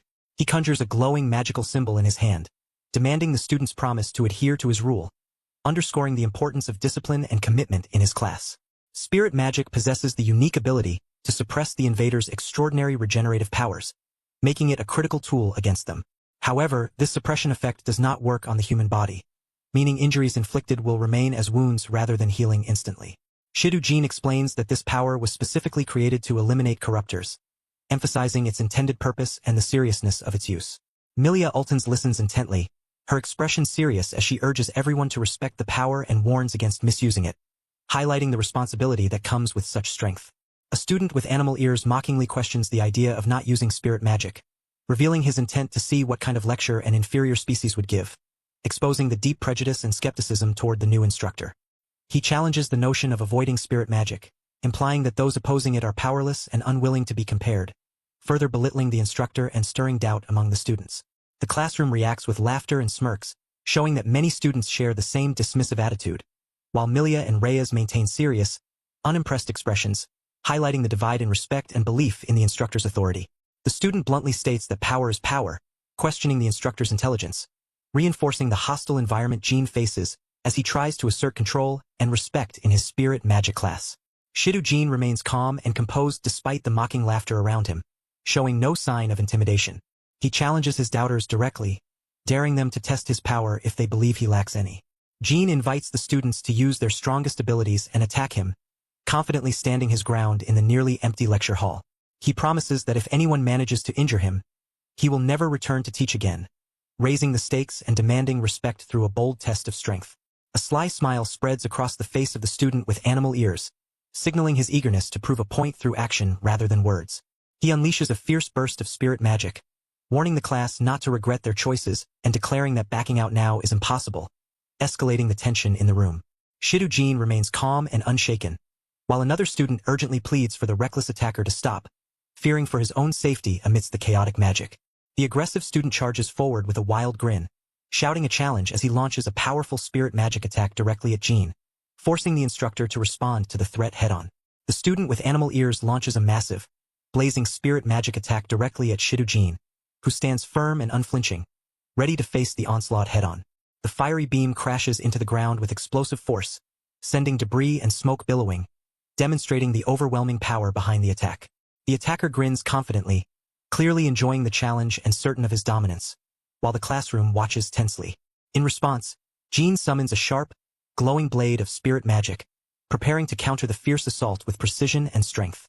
The blazing spirit magic attack soars through the air, crashing into the ground with tremendous force, causing the floor to crack and debris to scatter as the students watch in shock and awe. The student who launched the attack reacts with surprise and alarm as the impact causes unexpected damage to the ceiling above, signaling that the attack's power may have unintended consequences. Shidu Jin reveals his true strength by activating a powerful spirit magic shield, calmly stating that if he had intended to, the attack would have ended the challenger immediately, demonstrating his overwhelming control and power. Jin warns the class that judging others by appearances alone is a fatal mistake, reinforcing the lesson that true strength and skill lie beneath the surface. As he stands confidently behind his protective barrier, commanding respect and attention, Reyes is stunned, sweating as he questions what he just witnessed, wondering if that was truly spirit magic, revealing his shock at the unexpected display of power. A student with ram-like horns nervously confronts the instructor, accusing him of calling him an inferior species, but admitting that since the instructor is stronger, he demands to know what he should be called instead, stirring unease among the other students. Shidu Jin calmly raises his hand, preparing to answer the challenge with confidence, signaling that he will provide the definitive response to the student's question. Jin declares firmly that the proper title for him is teacher, asserting his authority and demanding respect from the class, solidifying his position despite the earlier hostility. Shidu Jin confronts the class with a sharp question, demanding if they even know the conditions required to activate spirit magic, challenging their understanding and readiness. He directly accuses one student of attacking him and insists on an answer, pressing the class to acknowledge their actions and the consequences. The student, caught off guard, nervously responds that spirit magic is just about visualization, revealing a shallow grasp of the complex art. Jin pushes further, explaining that spirit magic requires raising divine power, picturing the desired force, projecting it to the spirits, and manifesting it, emphasizing that this is the fundamental principle the students must grasp. Shidu Jin acknowledges that visualization is important for spirit magic, but clarifies that it alone is not the key to activating it. He explains that spirits or nanomachines require receiving a specific wavelength to unleash their power, demonstrating this by summoning glowing energy in his hand. A student with animal ears reacts with surprise and confusion upon hearing about the concept of wavelength, while Jin continues to explain that there are 8 fundamental wavelengths. Jin illustrates the concept by manifesting 2 of these wavelengths as elemental powers, fire and lightning, showing the tangible forms that spirit magic can take when properly activated. The instructor demonstrates 2 more fundamental spirit magic wavelengths, wind and freezing, showing how these elemental forces can be conjured and controlled. He reminds the students that they should already be familiar with these basics. Milia Ultons and Reyes exchange surprised and uneasy glances as the instructor hints that beyond these known elements, there are additional, more complex wavelengths they must understand. Their expressions reveal growing concern and realization of the depth of knowledge required.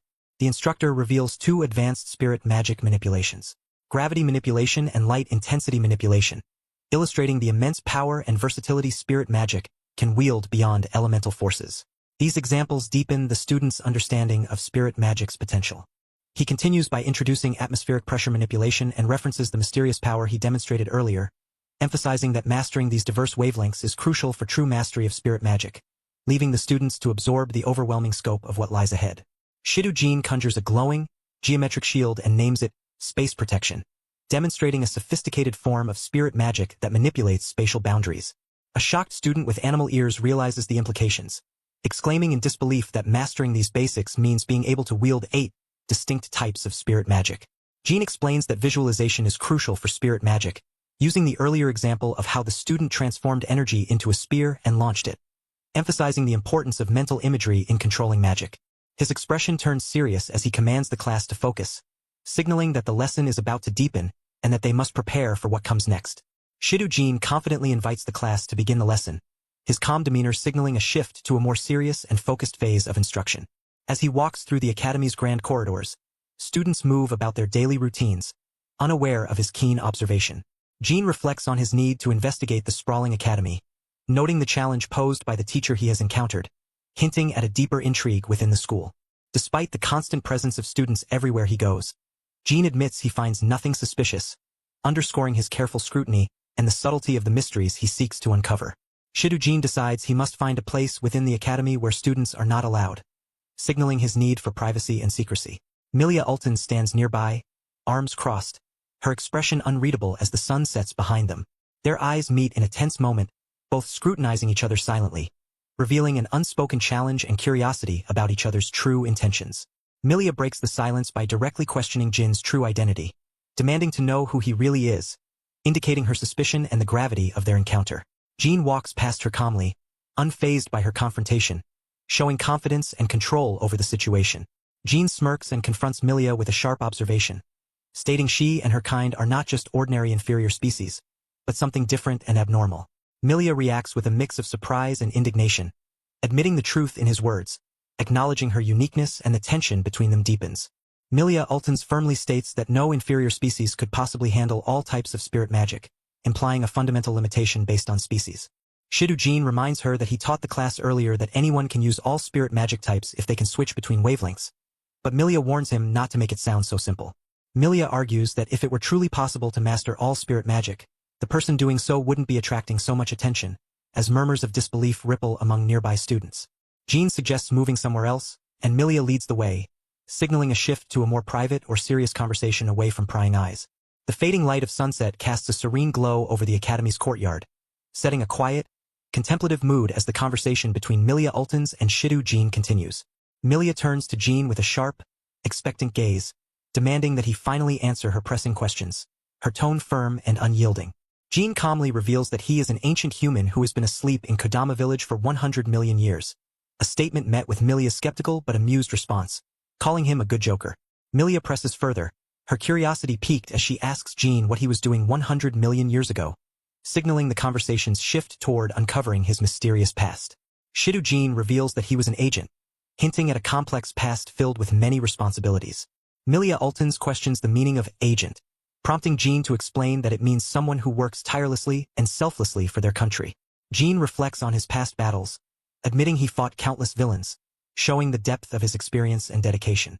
A flashback shows three men in military attire sharing a moment, emphasizing that despite the vast time of 100 million years ago, Jin's memories and identity as an agent remain vivid and significant.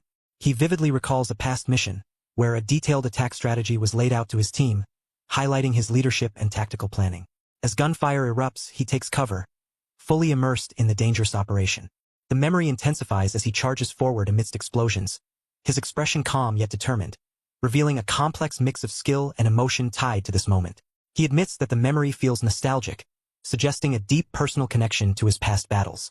Milia confronts him, questioning how someone like him could have ended up sleeping for 100 million years. He answers honestly that he failed, implying a significant mistake or loss that led to his long slumber. Reflecting on his failure, he confesses to being arrogant enough to believe he could handle everything alone, revealing a moment of humility and regret that shaped his current state. Jin admits that as a result of his failure, he lost everything without being able to do a single thing, the scene showing ominous, dark creatures amidst a ruined cityscape symbolizing the devastation tied to his past mistakes. Milia listens intently as Jin explains that the reason he took the lecturer job was so he could rely on the students for help if necessary, though he confesses uncertainty about how much of that reasoning is actually true. Jin asks Milia where they are heading, to which she responds that she is simply fulfilling her duty as a guide, keeping the purpose of their journey straightforward and professional. They enter a dim, abandoned room filled with old furniture and cobwebs, their shadows cast on the floor as Jin begins to speak, signaling the start of a significant revelation or discovery in this secluded place. Jin questions the purpose of the room they have entered, and Milia explains that it is where lecturers store their class materials, indicating a place filled with knowledge and resources. He contemplates the room's function, confirming it as a storage space, his expression thoughtful as he processes this information.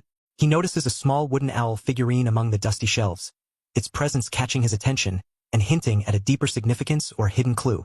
His gaze sharpens with intense focus, suggesting that the discovery of the owl has triggered a serious realization or connection related to his past or current mission. Jean questions why they have come to this place, and Milia reveals she has been conducting her own investigation, implying she has uncovered something important on her own. Milia shows Jean a rough floor plan, explaining there is an unnatural space adjacent to the room they are in, large enough to contain an entire hidden room, suggesting a secret area nearby. Jean examines the shelves carefully, acknowledging the suspicious nature of the space and concluding that if anything is hidden here, it must be in that concealed spot Milia pointed out.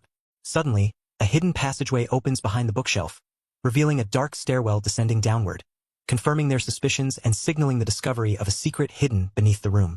Shidu Jean confirms that Milia's deduction about the secret space was accurate, acknowledging her insight as they stand at the entrance of the hidden stairwell. Milia, surprised, asks how Jean knew about the concealed area, prompting him to explain that despite the dust covering the room, the spot itself was unusually clean. Jean points out the oddly spotless area around the wooden owl figurine, attributing his discovery to a combination of observation and intuition honed by experience. He decides to investigate the hidden room alone, instructing Milia to wait outside, but she insists on accompanying him, showing her determination to be involved despite his warning. Jean warns Milia that if anything lies within the hidden room, it would be a corruptor, emphasizing the danger involved, while Milia, slightly annoyed, insists he shouldn't underestimate her. Milia defends herself, asserting her academic excellence and skills that rival her brother's, trying to prove she is capable and not to be looked down upon. Jean, smiling with newfound trust, agrees to believe in her abilities and decides to trust her judgment despite the risks. Together, they cautiously descend the dark stairwell, with Jean illuminating their path using a glowing magical light, signaling the start of their exploration into the unknown beneath the room. As they descend the stairwell, Jean notes that the path goes quite deep underground, while Milia admires the convenience of his light-intensity manipulation magic, intrigued by its usefulness in such a dark place. Jean comments that the atmosphere feels like a fantasy game setting where monsters could suddenly appear, prompting Milia to question the fantasy comparison with a hint of skepticism. Milia shifts the conversation back to Jin's earlier admission, asking if he already has a suspect in mind among the villains he's been fighting all this time, showing her eagerness to understand his strategy. Jean responds with a nervous smile, remarking that Milia is demanding a lot from him on their very first day, revealing his surprise at her directness and the pressure of the question. Jean cautiously agrees that there might be a suspect in mind, showing a moment of reluctant acceptance. The older man with fox-like ears suggests that Professor Rudman could be involved, raising suspicion about a trusted figure. When asked how he can tell, the older man explains that although Rudman appears calm when speaking, his true focus is elsewhere. He elaborates that this detachment is typical of those forced to act against their true intentions, noting Rudman is unusually guarded despite trying to hide it. As they descend deeper into the hidden stairwell, Milia admits she initially suspected Professor Gilda to be the suspicious figure, but Jean counters that Gilda wouldn't have been capable of pulling off such deception. Jean explains that Gilda's emotions are too transparent and genuine, lacking any double-faced nature, which suggests she is fundamentally a good person, leaving the older man with fox-like ears shocked by this assessment. With a calm resolve, Jean acknowledges the vastness of the space beneath the academy, preparing to explore further as the eerie underground chamber stretches out before them in silence. Milia expresses her surprise at the sheer size of the hidden area beneath the academy, while Jean remains alert, scanning their surroundings as they cautiously move forward into the unknown depths. Jean abruptly stops, sensing something unusual, and Milia anxiously asks if he has discovered anything significant. He, with a mix of shock and disbelief, admits he never expected to find what lies here in such a hidden place. He realizes they have uncovered a massive, ancient door leading to one of the secret research labs left behind by Kagura, hinting at a vast, mysterious network scattered worldwide.